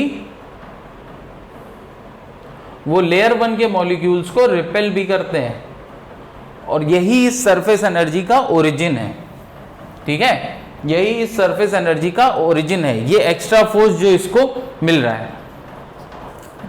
अब क्या ये सिर्फ सरफेस लेयर के साथ होगा कि एडजेसेंट मॉलिक्यूल्स रिपल्सन लगाएंगे, नहीं, ये हर लेयर के साथ हो रहा है, लेकिन हर लेयर के साथ एक एक्स्ट्रा चीज है कि अब सपोज ये लेयर 2, अगर लेयर 2 पे हम देखें, तो लेयर 2 को अगर हम देखें तो देखिए लेयर 1 रिपल्सन यहां से लगा रही है, लेयर 1 का रिपल्सन ये लग रहा है, देखिए लेयर 1 पे जो रिपल्सन लग रहा है वो 2 की वजह से लग रहा है सिर्फ।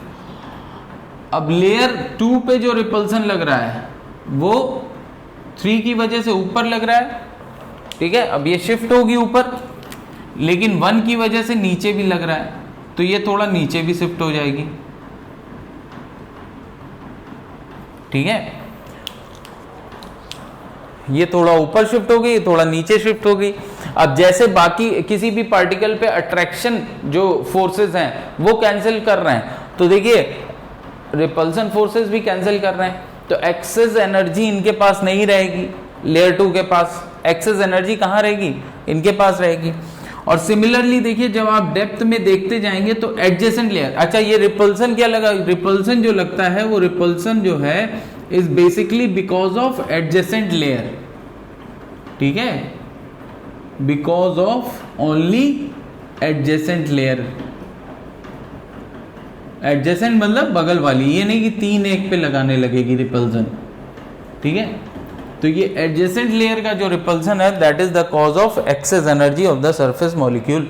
अब दूसरा देखिए कि क्या होगा कि जो सरफेस लेयर है इस पर रिपल्सन फोर्स सिर्फ नीचे की तरफ लग रहा है, सिर्फ नीचे से लग रहा है, तो ये ऑब्वियसली ये क्या होगा, ऊपर की तरफ शिफ्ट हो जाएगी। लेकिन बाकी लेयर्स में क्या है, नीचे से लगेगा ऊपर शिफ्ट होगी, ऊपर से लगेगा थोड़ा नीचे शिफ्ट हो जाएगी। सिमिलरली 3 पे भी, ठीक है, 4 पे भी, राइट। तो अब देखिए ऑब्वियसली ये वाला गैप जो होगा, ये गैप किसी भी लेयर के आपस के गैप से ज्यादा होगा। ये जो सरफेस लेयर का गैप है वो किसी भी लेयर के आपस के गैप से ज्यादा होगा। अब ऑब्वियसली यहाँ पे सरफेस लेयर का गैप ज्यादा होने का मतलब क्या है कि डेंस कम हो गई, राइट, मतलब ये थोड़ा रेयरर टाइप का मीडियम हो गया।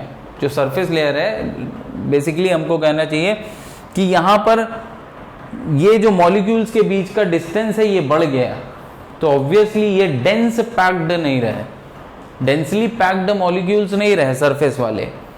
तो यही मैं बोल रहा हूँ कि जो सरफेस लेयर है उसकी डेंसिटी इसी वजह से कम भी हो जाती है, right.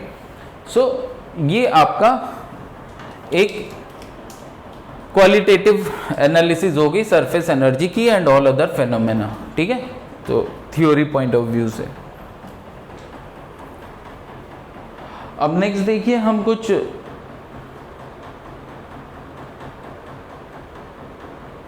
Access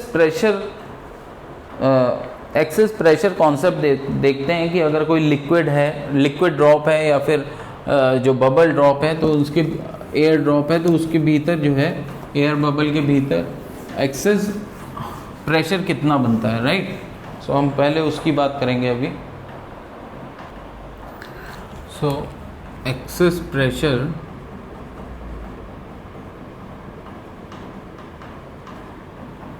inside a liquid drop and a bubble,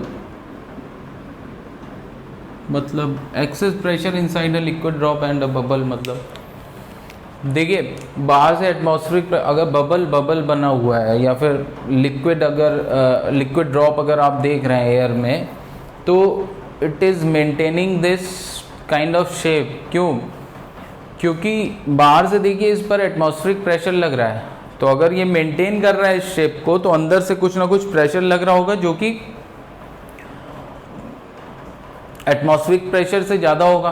तो वो जो कितना ज़्यादा है, तो that is we are going to calculate कि वो कितना ज़्यादा होगा, ठीक है ना। तो देखिए सबसे पहले हम बात करते हैं किसकी, लिक्विड ड्रॉप की। लिक्विड ड्रॉप,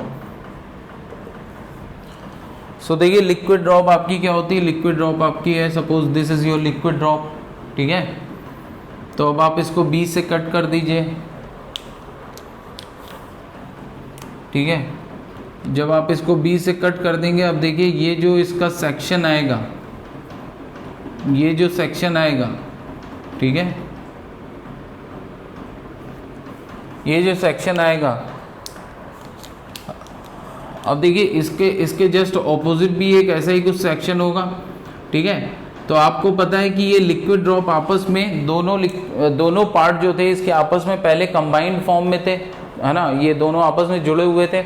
अब ये दोनों आपस में अगर जुड़े हुए थे तो देखिए क्यों जुड़े हुए थे, क्योंकि इस पर सरकमफेरेंस, इसके सरकमफेरेंस में अगर हम लोग देखेंगे ना, इसके सरकमफेरेंस में अगर हम लोग देखेंगे एक कर्व है, कर्व है ना। अब सामने वाला और ये वाला, ये दोनों आपस में इस तरीके से जुड़े हुए थे, क्यों? क्योंकि ये जो सर्कमफेरेंस पे जो पार्टिकल्स थे ये एक दूसरे को क्या कर रहे थे, ये एक दूसरे को आपस में होल्ड किए हुए थे due to the property of surface tension, ठीक है, due to the property of surface tension, ठीक है।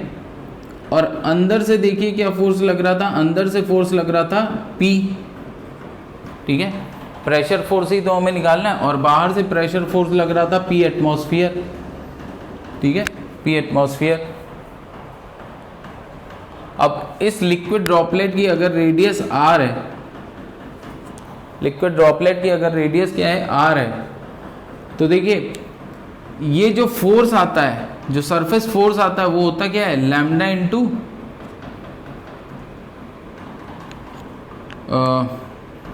Lambda into L, right. जहां पर एल क्या होता है, एल होता है कॉन्टैक्ट लेंथ, एल क्या होता है, एल होता है कॉन्टैक्ट लेंथ, राइट। तो अगर ये लैम्डा हमारा क्या है, लैम्डा हमारा सरफेस टेंशन है, राइट। तो ये जो फोर्स होगा अंदर की तरफ, राइट, ये किसके बराबर हो जाएगा, जो आपका फोर्स नेट फोर्स बाहर की तरफ है। तभी तो ये लिक्विड ड्रॉपलेट बनी हुई थी।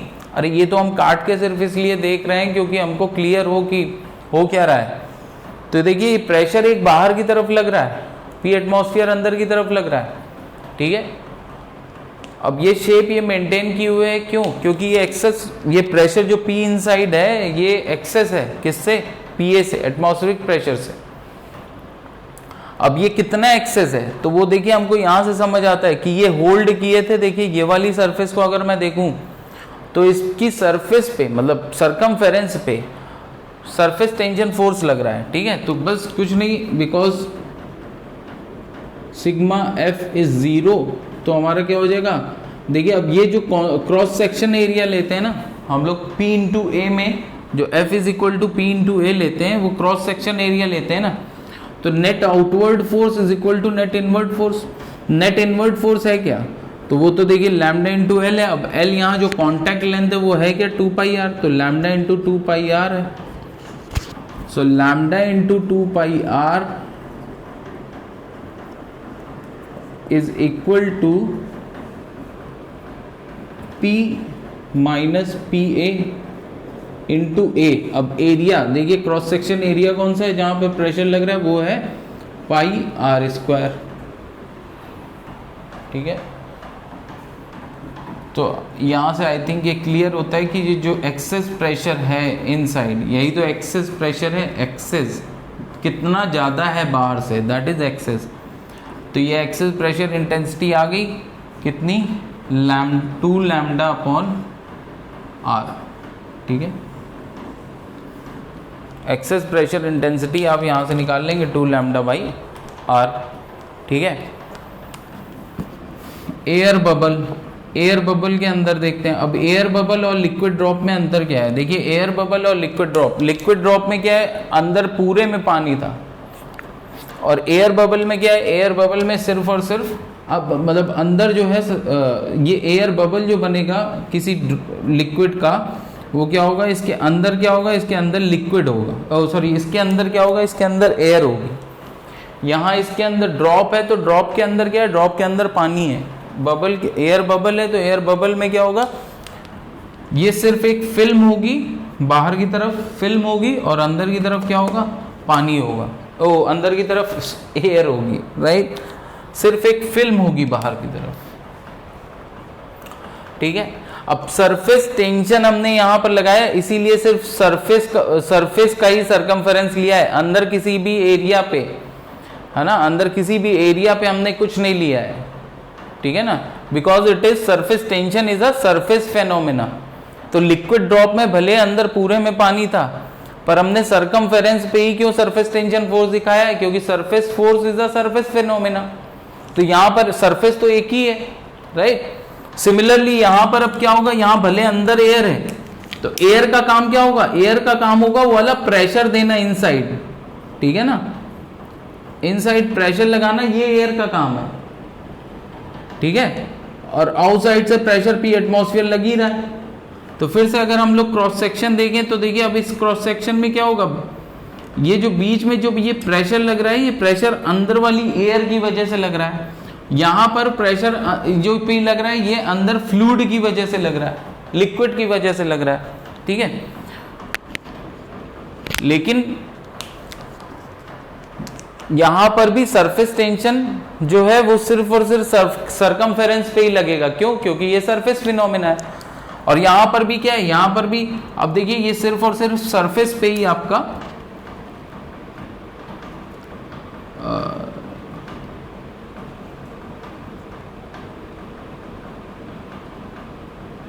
ठीक है, ये जो थिन फिल्म बनेगी है ना, ये सामने वाली जो सरफेस होगी उसको जोड़ के रखेगी, तभी ये एयर बबल बना रहेगा, राइट। तो आई थिंक कि इसमें भी आपको क्लियर हो रहा है कि सेम फॉर्मूला बनेगा, राइट। ये एफ है, राइट। तो इसमें भी क्या होगा, सेम फॉर्मूला बनेगा, सेम फॉर्मूला बनेगा, राइट, क्योंकि सेम कॉन्फ़िगरेशन है। बस दोनों में अंतर क्या है कि एक में अंदर की तरफ पानी था ड्रॉप में, और एयर बबल में अंदर क्या है, एयर है। तो यहाँ पर प्रेशर जो P प्रोवाइड कर रहा है अंदर से वो पानी प्रोवाइड कर रहा है, और यहाँ पर जो प्रेशर P प्रोवाइड कर रहा है वो एयर, राइट। तो यहाँ पर भी सेम फॉर्मूला आ जाएगा, एयर बबल, ध्यान रखना, एयर बबल में सेम फॉर्मूला आ जाएगा एक्सेस प्रेशर का, P minus P A is equal to 2 lambda by are.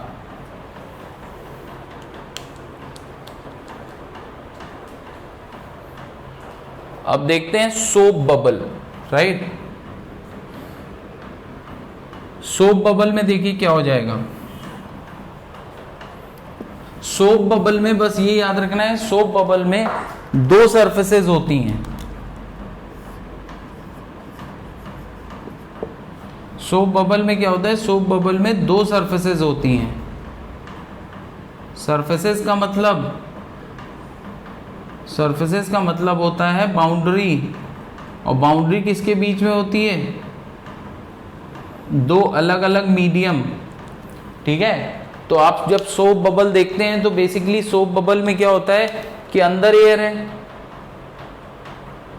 फिर ये एक थिन फिल्म आएगी और फिर एयर होगी, फिर ये एक थिन फिल्म आएगी और फिर बाहर एटमॉस्फेयर है।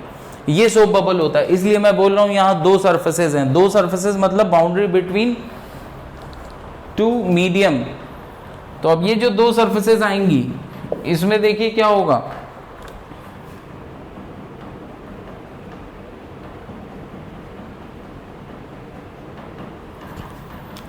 यहां पर जो प्रेशर होगा P इनसाइड ये लगेगा, PA ये लगेगा। अब देखिए अगर इस थिकनेस को हम बहुत नेग्लिजिबल माने तो दोनों के लिए रेडियस, मतलब इनसाइड सरफेस आउटसाइड सरफेस दोनों के लिए रेडियस हम आर ले लेंगे। क्यों? क्योंकि हम लोग थिकनेस नेग्लिजिबल मान रहे हैं, थिकनेस नेग्लिजिबल मान के कर रहे हैं, ठीक है। तो अब देखिए यहां पर जो फोर्स होगा F,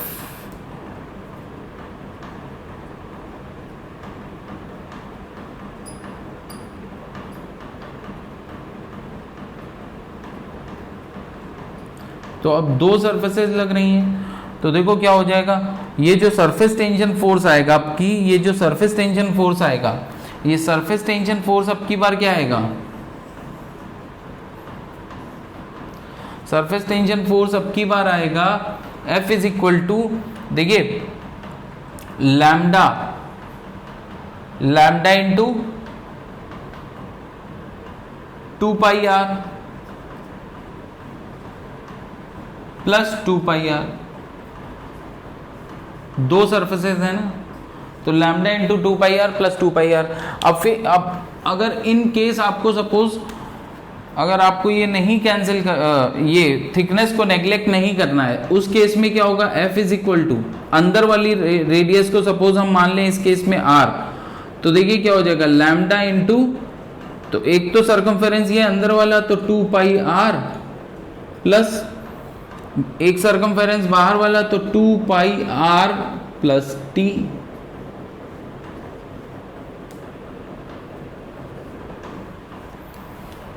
ठीक है, तो इस तरीके से भी आप निकाल सकते हैं। लेकिन फॉर द टाइम बिंग अगर हम थिकनेस को नेग्लिजिबल मान रहे हैं तो ये देखिए 2πr प्लस 2πr हो जाएगा, तो ये हो जाएगा 4πr, ठीक है। तो ये f is equal to lambda into 4πr,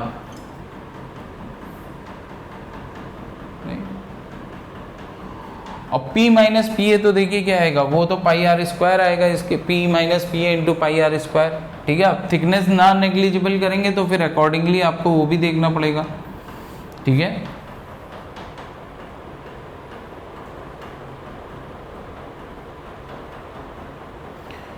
thickness अगर नहीं भी नेग्लिजिबल करेंगे तो देखिए प्रेशर तो अंदर वाले सोप बबल पर ही लगेगा एक्स्ट्रा, राइट, क्योंकि प्रेशर तो सेंटर पे ही लग रहा है, ठीक है। तो थिकनेस नहीं भी नेग्लिजिबल करेंगे तो P माइनस पी ए जो नेट फोर्स बाहर की तरफ लगेगा वो अभी भी क्या होगा, P minus P A into pi are square. ये नहीं डिपेंड करता है, ये जो नेट फोर्स बाहर की तरफ लग रहा है प्रेशर फोर्स, वो डिपेंड नहीं करता है कि आप इस पर थिकनेस नेग्लिजिबल कर रहे हैं या नहीं। वो अगर थिकनेस नहीं भी नेग्लिजिबल कर रहे हैं सेम रहेगा, क्योंकि ये जो प्रेशर है ये इनसाइड प्रेशर है, तो सेंटर पे तो वो पहली वाली सरफेस पे ही लग रहा होगा, राइट। पहले वाले मतलब जो इंटरनल एयर बबल है उस पे ही लग रहा होगा, राइट।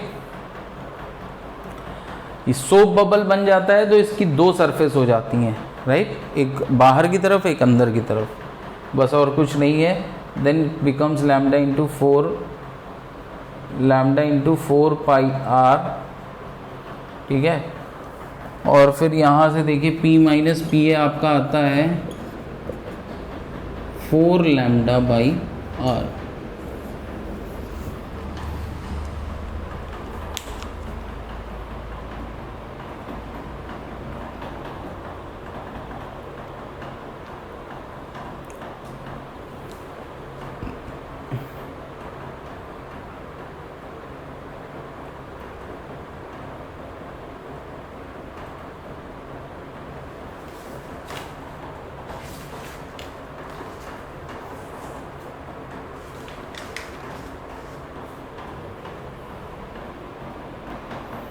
अब देखिए नेक्स्ट हम देखते हैं forces of adhesion and forces of cohesion.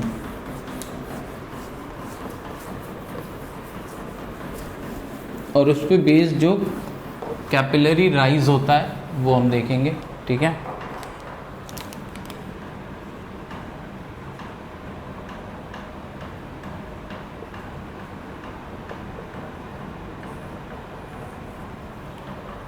ठीक है, तो उससे पहले हमको समझना होगा फोर्सेस ऑफ एडहेशन क्या होते हैं, फोर्सेस ऑफ कोहेशन एंड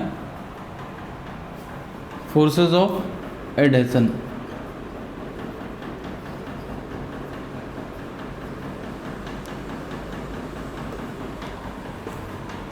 ठीक है, तो अब देखिए ये जो फोर्सेस ऑफ कोहेशन है, ठीक है, ये क्या होते हैं, forces of attraction between two molecules of same substance. ठीक है, forces of attraction between two molecules of same substance. और फोर्सेस ऑफ एडिशन क्या होते हैं, forces of attraction between two molecules of different substance. जैसे कि फॉर एग्जाम्पल देखिए, ink is a liquid, but इस इंक को मैं इस व्हाइट बोर्ड्स पे कुछ लिख पा रहा हूं। क्यों? देखिए इंक जो है, इसमें जो भी इंक है वो क्या है, लिक्विड है। ठीक है, अब वो इंक एक अलग सब्सटेंस है, उस इंक के जो पार्टिकल्स होंगे, मॉलिक्यूल्स होंगे, उनके आपस में कुछ फोर्सेस ऑफ अट्रैक्शन है। But I am able to write here with this pen on this white board. ठीक है, अब ये जो व्हाइट बोर्ड है इसका मटेरियल कुछ और है। ink is another substance, whiteboard is another substance. Still the ink particle can leave their forces of attraction, can overcome their forces of attraction, है ना, and get imprint over this white board. क्यों? क्योंकि यहाँ पर जो forces of adhesion है, जो force इसके पार्टिकल और इसके पार्टिकल के बीच में है, वो greater than the force of cohesion, right. तो ये फोर्सेस ऑफ एडेशन का एक सिंपल एग्जांपल है। फोर्सेस ऑफ कोहेसन का एक एग्जांपल अगर हम देखें तो देखिए, दो लिक्विड ड्रॉप्स जब ये आपस में मिलती हैं, they collide to form a bigger liquid drop, ये आपस में मिलके एक बड़ी लिक्विड ड्रॉप बनाती हैं, ठीक है। तो this is possible because of forces of cohesion, right. Second thing, अगर आप दो ग्लास प्लेट लीजिए या कोई भी प्लेट लीजिए, आपने देखा होगा कि अगर उनकी सर्फेसेस वेट है, राइट, अगर इनकी सर्फेसेस क्या है, वेट,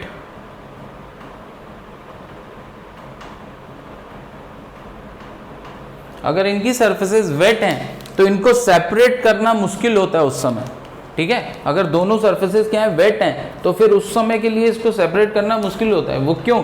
क्योंकि between them there is a liquid water, ठीक है, उनके बीच में आपके फोर्सेस ऑफ कोहेशन लग रहे हैं, right. So these are the things which we generally come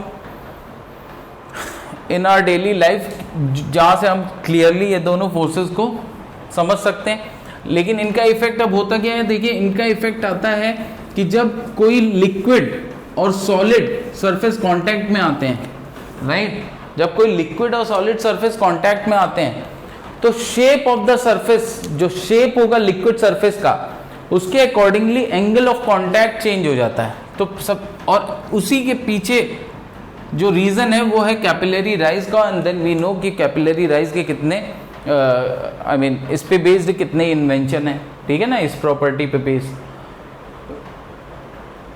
so angle of contact ये क्या होता है, देखिए एंगल ऑफ कांटेक्ट होता है angle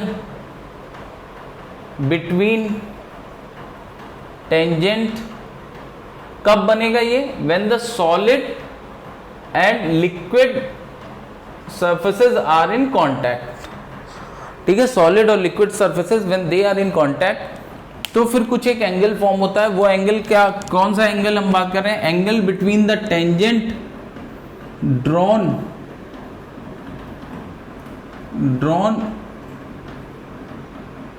eight liquid surface, angle between the tangent drawn at liquid surface, ठीक है, एंड द सॉलिड सरफेस, या फिर angle which the tangent drawn at liquid surface makes और substance with the make with the solid surface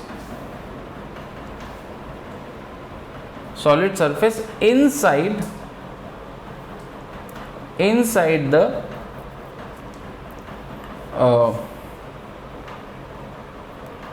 inside the liquid, right, inside the liquid। अब देखिए इसका क्या मतलब है, हम दो एग्जाम्पल लेंगे, एक वाटर और एक मरकरी, राइट। सो सपोज ये कोई सॉलिड बॉडी है, ग्लास, ठीक है, आई एम टेकिंग ग्लास रॉड, ठीक है।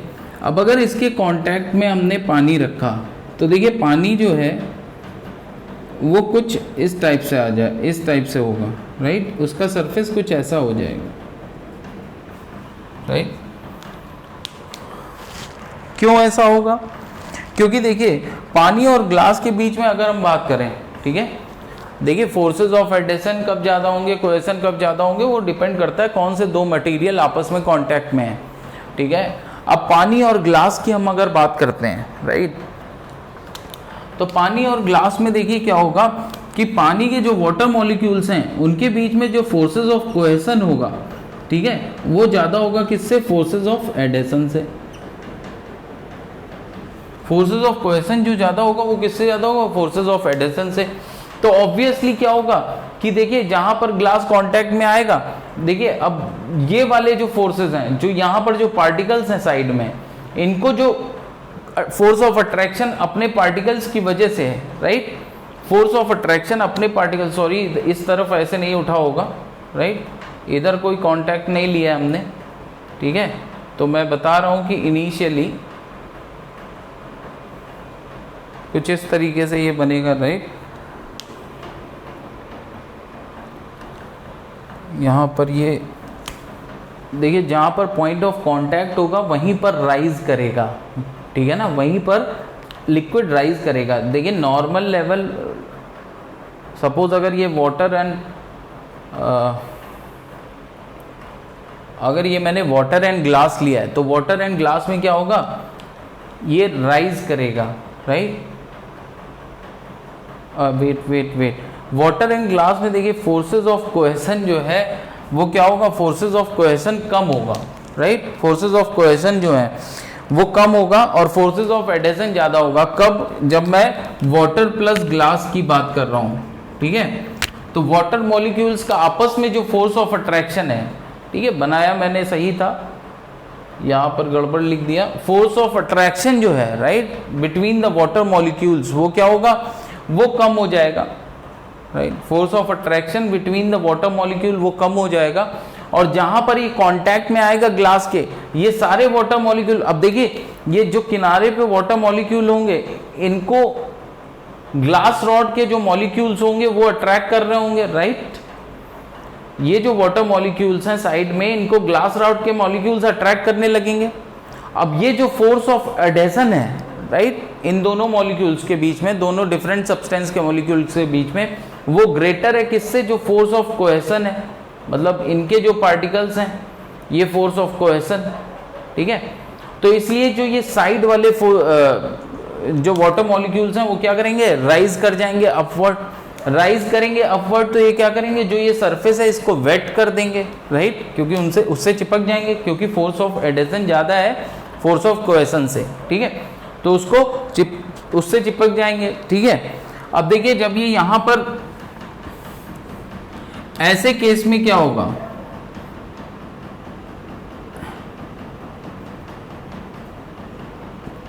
देखिए नॉर्मल लेवल वाटर का आपको इस ये दिख रहा है, ठीक है, ये नॉर्मल लेवल था, दिस इज नॉर्मल लेवल, ठीक है। बट जहां पर कांटेक्ट आया वहां पर राइज कर गया, वहां पर राइज कर गया। क्यों राइज कर गया, क्योंकि फोर्सेस ऑफ एडेशन जहां है वो ज्यादा है फोर्सेस ऑफ कोहेसन से, ठीक है। तो this attraction is more than this attraction, तो ये राइज कर जाएगा।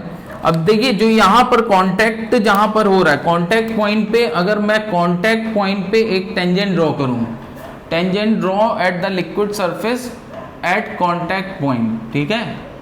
तो अगर कांटेक्ट पॉइंट पे मैं एक टेंजेंट ड्रॉ करूं, तो देखिए ये टेंजेंट इस सॉलिड सरफेस से एंगल बना रहा है। अब देखिए वो दो एंगल हो सकते हैं, ये वाला और ये वाला। तो सॉलिड सरफेस से दो एंगल बना रहा है, अल्फा एंड बीटा, ठीक है। तो हमको कौन सा लेना है, that's which is inside the liquid. तो देखिए ये वाला नहीं, ये वाला, ठीक है, बीटा। तो अब ऑब्वियसली यहां से क्लियर हो रहा है कि ये बीटा क्या है, less than 90 degree, that is acute angle, ठीक है। ये एक्यूट एंगल बन रहा है, ठीक। तो अब ये क्लियर हो जाता है कि अगर forces of cohesion is less then forces of attraction, तो जो एंगल ऑफ कांटेक्ट होगा वो कैसा होगा, एक्यूट होगा, ठीक है। अब दूसरा केस देखते हैं, glass rod and mercury, glass rod and mercury. तो अगर मैं मरकरी की बात करूं, तो सपोज मरकरी का नॉर्मल लेवल ये था, ठीक है। तो अब देखिए मरकरी में होता क्या है, मरकरी और ग्लास रॉड इस कॉम्बिनेशन में, ये मरकरी लिक्विड है, ठीक है। मरकरी और ग्लास रॉड में क्या होता है, फोर्सेस ऑफ एडहेशन जो हैं that is less then forces of cohesion. तो मरकरी का अपने मॉलिक्यूल्स के साथ जो अट्रैक्शन होगा वो अट्रैक्शन ज़्यादा होगा, और जहां ये ग्लास मॉलिक्यूल्स के पास गई ये अट्रैक्शन कम हो जाएगा, ठीक है। तो यहाँ पे जो पार्टिकल होंगे, सोचिए ये इस तरफ शिफ्ट होने लगेंगे, ठीक है, क्योंकि ये अट्रैक्शन इसका ज़्यादा हो रहा है, ठीक है। तो ऑब्वियसली जो आपको यहाँ पर जो कर्व मिलेगा वो कैसा मिलेगा, कुछ इस तरीके से मिलेगा, ठीक है। सो यहाँ पर जो लेवल मिलेगा वो कुछ इस तरीके से मिलेगा, राइट। तो यहाँ क्यों, क्योंकि देखिए ऑब्वियसली यहाँ पर जो पार्टिकल्स हैं वो कुछ इस तरफ शिफ्ट होने लगेंगे, क्योंकि फोर्स ऑफ अट्रैक्शन जो सेम सब्सटेंस के मॉलिक्यूल हैं उनका ज़्यादा है, that is force of cohesion ज़्यादा है, और फोर्स ऑफ एडेशन कम है, ठीक है। तो ये कुछ इस तरीके से फॉल कर जाएगा। तो यहाँ पर जो आपको दिखेगा वो बेसिकली क्या दिखेगा, जो लेवल है वो लेवल क्या होगा, यहाँ पे देखिए, यहाँ पे लेवल राइज करेगा at the point of contact, level rise, level of the liquid rise. यहाँ पर क्या है, at the point of contact level of the liquid false.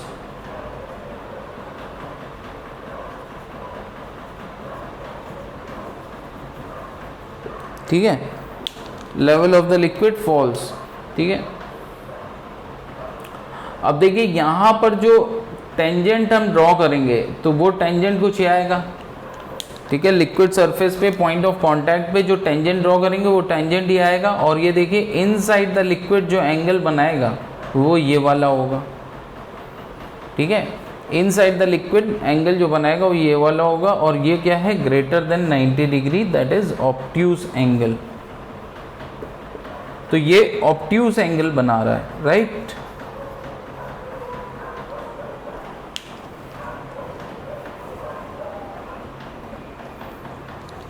अब देखिए नेक्स्ट हम देखते हैं कैपिलरी राइज, ठीक है। एक्चुअली ये फोर्सेस ऑफ एडेशन, ये जो राइज एंड फॉल है, this is responsible for many observable phenomena, जैसे कि जो आपका जो सैप लिक्विड होता है ना, सैप लिक्विड राइज है ना, जिसको बेसिकली सैप ही बोलते हैं, जो लिक्विड राइज होता है किसमें, कि आप रूट्स प्लांट की आप जड़ों में पानी डालते हैं, लेकिन वो पानी पत्तियों तक कैसे पहुंचता है, वो जो लिक्विड राइज होता है उसी को बोलते हैं हम क्या, सैप, राइट। तो that is basically due to capillary, ठीक है। ये आपका क्या है, कैपिलरी राइज होता है, राइट। उसके बाद अगर हम ऑयल लैंप में जो विक यूज करते हैं, है ना, रुई, तो ऑयल लैंप में हम लोग तेल डालते हैं नीचे की तरफ, राइट, लेकिन वो विक तक पूरा कैसे पहुंचता है, तो उसमें क्या होता है कि that is also through capillary. लेकिन अब देखिए ये कैपिलरी राइज बहुत ही कैपिलरी राइज जो है, ये कैपिलरी राइज और फॉल दोनों ही ये किसके लिए है, ये बहुत ही स्मॉल डायमीटर पाइप में होता है, ठीक है ना। ये हर जगह नहीं देखा जा सकता है, ये स्मॉल डायमीटर पाइप्स में ही देखा जाता है, राइट। तो स्मॉल डायमीटर या फिर रेडियस, तो वो हम कंडीशन निकालेंगे कि अगर हमारा ये स्मॉल डायमीटर के लिए हम एक तरीके से या फिर हम ये भी कह सकते हैं कि कितना राइज एंड फॉल होगा अगर हम डायमीटर चेंज करें, तो वो राइज और fall and diameter of the pipe, उसमें हम रिलेशन देखने जा रहे हैं, राइट। तो चलिए हम कैपिलरी राइज का रिलेशन लेते हैं, और सेम आंसर हमारा फॉल के लिए भी आएगा, राइट। सेम फॉर्मूला हमारा वैलिड होगा कैपिलरी फॉल में भी, बस उसमें अकॉर्डिंगली हाइट चेंज हो जाएगी। अब देखिए कैपिलरी फॉल क्या होगा, अगर हम लोग मरकरी, सपोज ये मरकरी भरा हुआ है, राइट, किसी कंटेनर में ये मरकरी है, ठीक है। अब इस मरकरी में हमने क्या करा, बीच में ग्लास रॉड ला के रख दी, तो देखिए ग्लास रॉड के अंदर के पोर्शन में क्या होगा, जो मरकरी होगा, मरकरी लेवल में गिरावट आ जाएगी, ठीक है। तो मरकरी लेवल कुछ इस तरीके से हो जाएगा,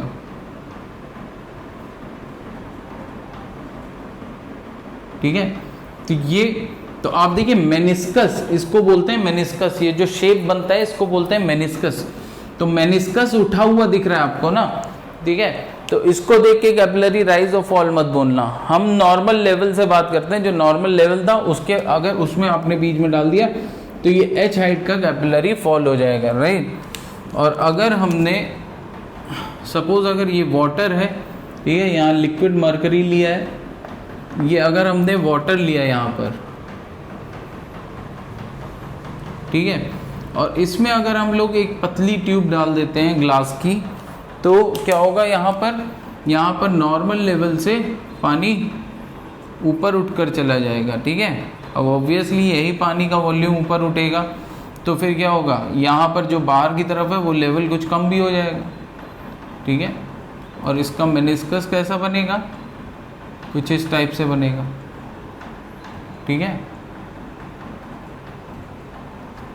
वॉल्यूम सेम है, वैसे ही अगर ये नीचे गिरेगा तो इधर ऊपर बढ़ जाएगा बाहर की तरफ, ठीक है। वो सब इतना कंसीडर नहीं कर रहे हम, ठीक है। हमको ये हाइट पता करनी है कितना राइज होगा। तो अब देखिए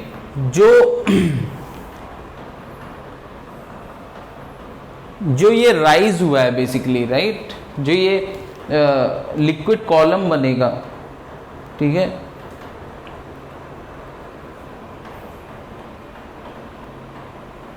अब देखिए जो नेट एक्सेस प्रेशर होगा, ठीक है ना, जो नेट एक्सेस प्रेशर होगा वो क्या होगा, वो बेसिकली हमारा किसके बराबर हो जाएगा, लिक्विड कॉलम के बराबर, मतलब ये जो राइज इन द कॉलम की वजह से जो लिक्विड प्रेशर आएगा उसके बराबर हो जाएगा, राइट।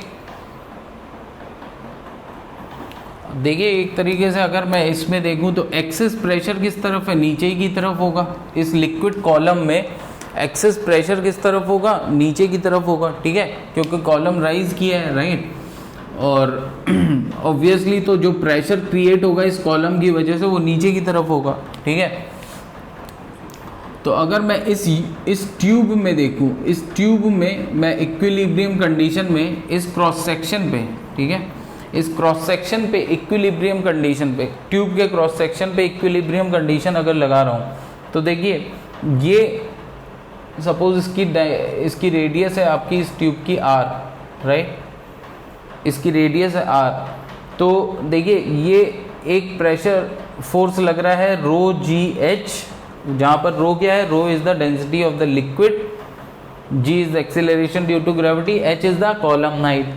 तो rho g h into pi are square, rho g h into pi are square, ठीक है। तो ये तो एक प्रेशर फोर्स लग रहा है इन द डाउनवर्ड डायरेक्शन, ठीक है। हम किस पे कैलकुलेट कर रहे हैं, हम इक्विलिब्रियम कंडीशन पे किसी भी क्रॉस सेक्शन पे देख रहे हैं, यहाँ इस ट्यूब के किसी भी क्रॉस सेक्शन पे देख लें, ठीक है। तो एक तो प्रेशर फोर्स लग रहा है नीचे की तरफ, ठीक है, और आप किसी भी क्रॉस सेक्शन ना देख के आप इसी पे देख लीजिए, कोई दिक्कत नहीं है यहाँ पर, ठीक है। तो इस क्रॉस सेक्शन पे प्रेशर फोर्स लग रहा है नीचे की तरफ, लेकिन देखिए इसी का इफेक्ट कुछ यहाँ पर भी आपको मिलेगा, कहाँ, सरफेस टेंशन में, ठीक है।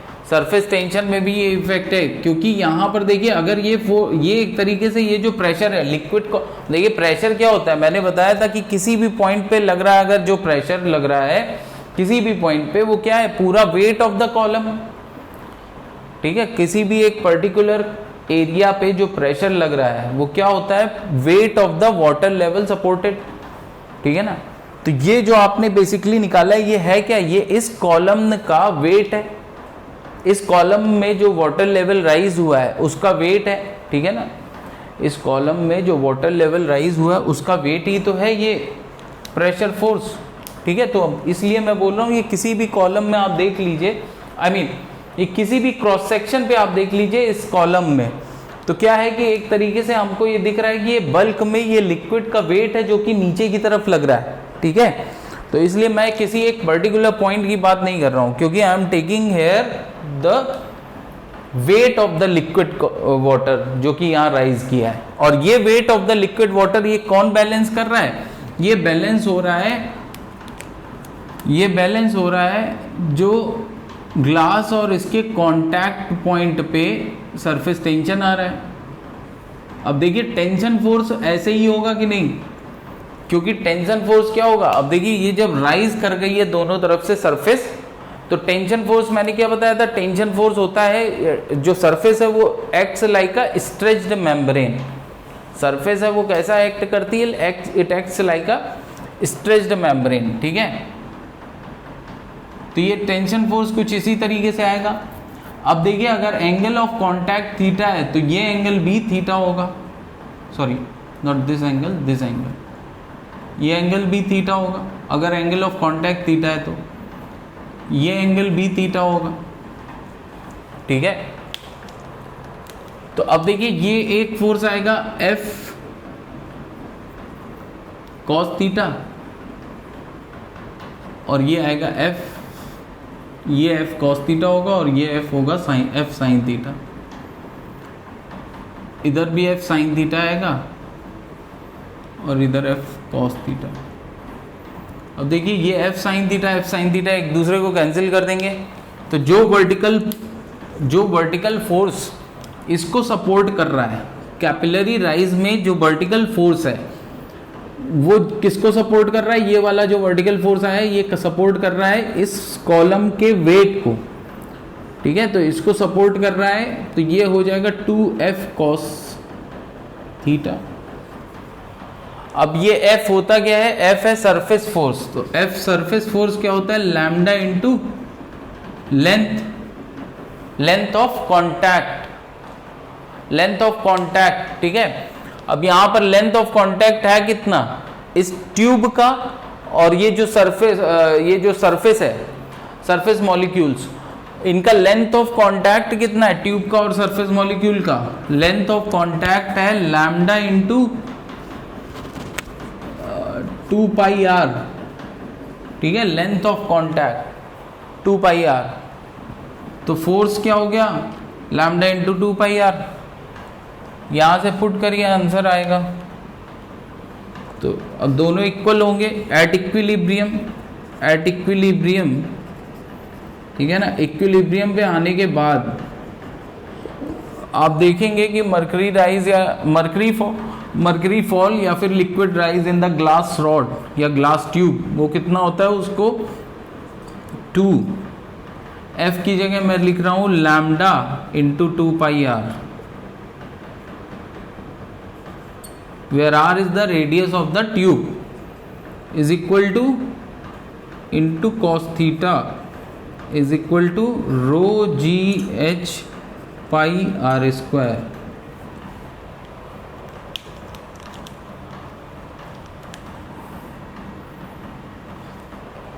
तो यहां से जो आपका रिलेशन क्या आता है,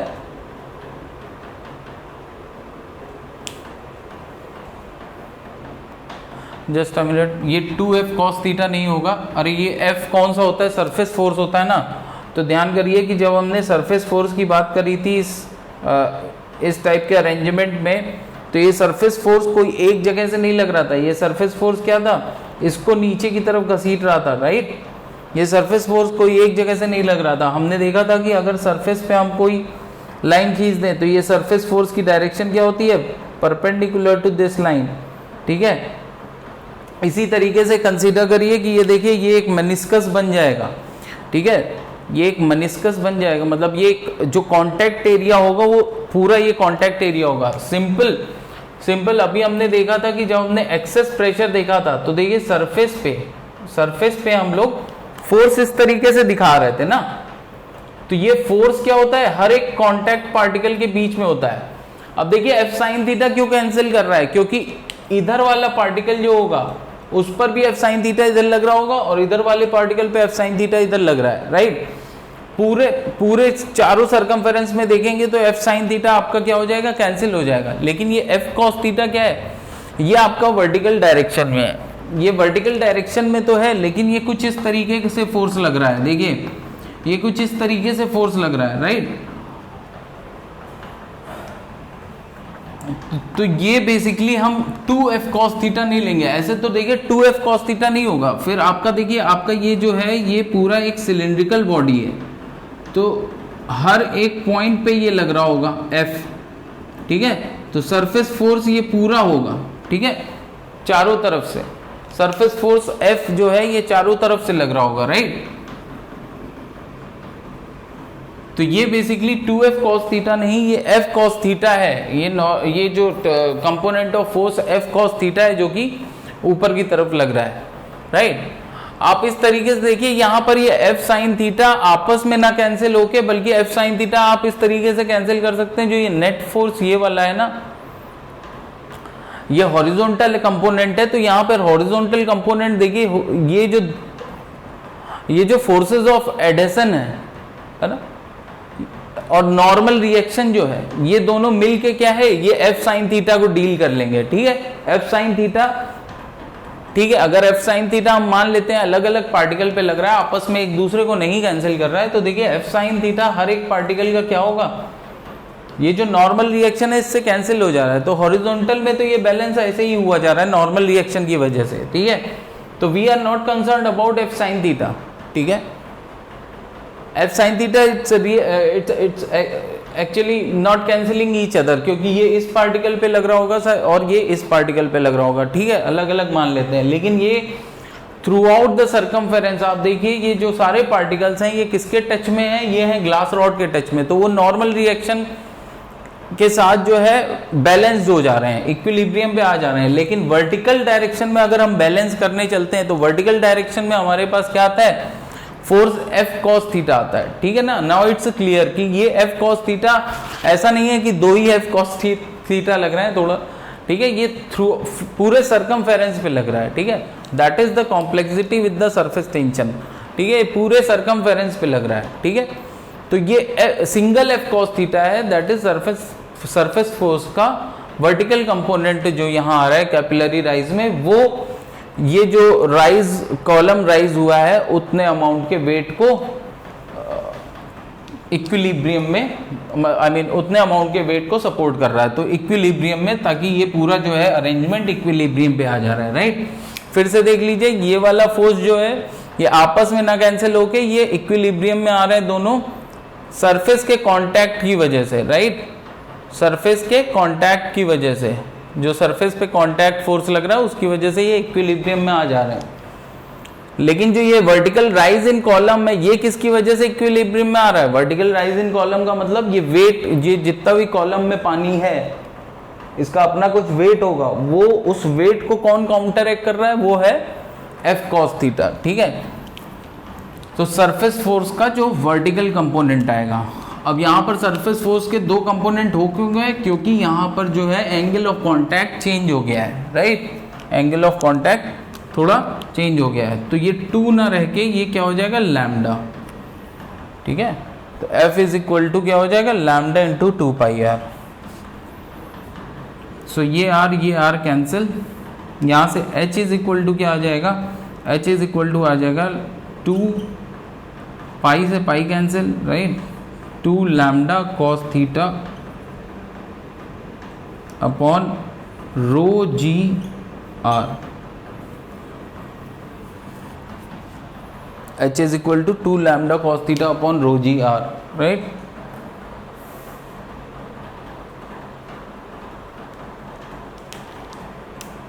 तो यहां से देखिए कि अगर आप रेडियस बढ़ा रहे हैं ट्यूब की, तो रेडियस अगर आप ट्यूब की बढ़ा दे रहे हैं, ठीक है, थिकनेस आप ट्यूब की बढ़ा दे रहे हैं, तो फिर क्या होता है कैपिलरी राइज फिर मायने नहीं रख जाता है। इसीलिए कैपिलरी की जब भी बात होती है कैपिलरी राइज की, तो वहाँ पर आप देखेंगे जो ट्यूब है उसकी थिकनेस, उसकी जो रेडियस है that is very very small, बहुत है ना, बहुत थिन ट्यूब्स होते हैं, उसमें हम कैपिलरी राइज की बात करते हैं। क्योंकि देखिए आपने एक बार रेडियस बढ़ाया तो राइज और फॉल जो भी होगा एच इज इक्वल टू क्या है, इस जगह फॉल इस जगह राइज, तो राइज और फॉल जो होगा वो क्या हो जाएगा, कम हो जाएगा। आर बढ़ा ये कम हुआ, तो अगर आर आपने बहुत ज़्यादा बढ़ा दिया तो ये क्या हो जाएगा, एच जो होगा वो नेग्लिजिबल हो जाएगा, राइट।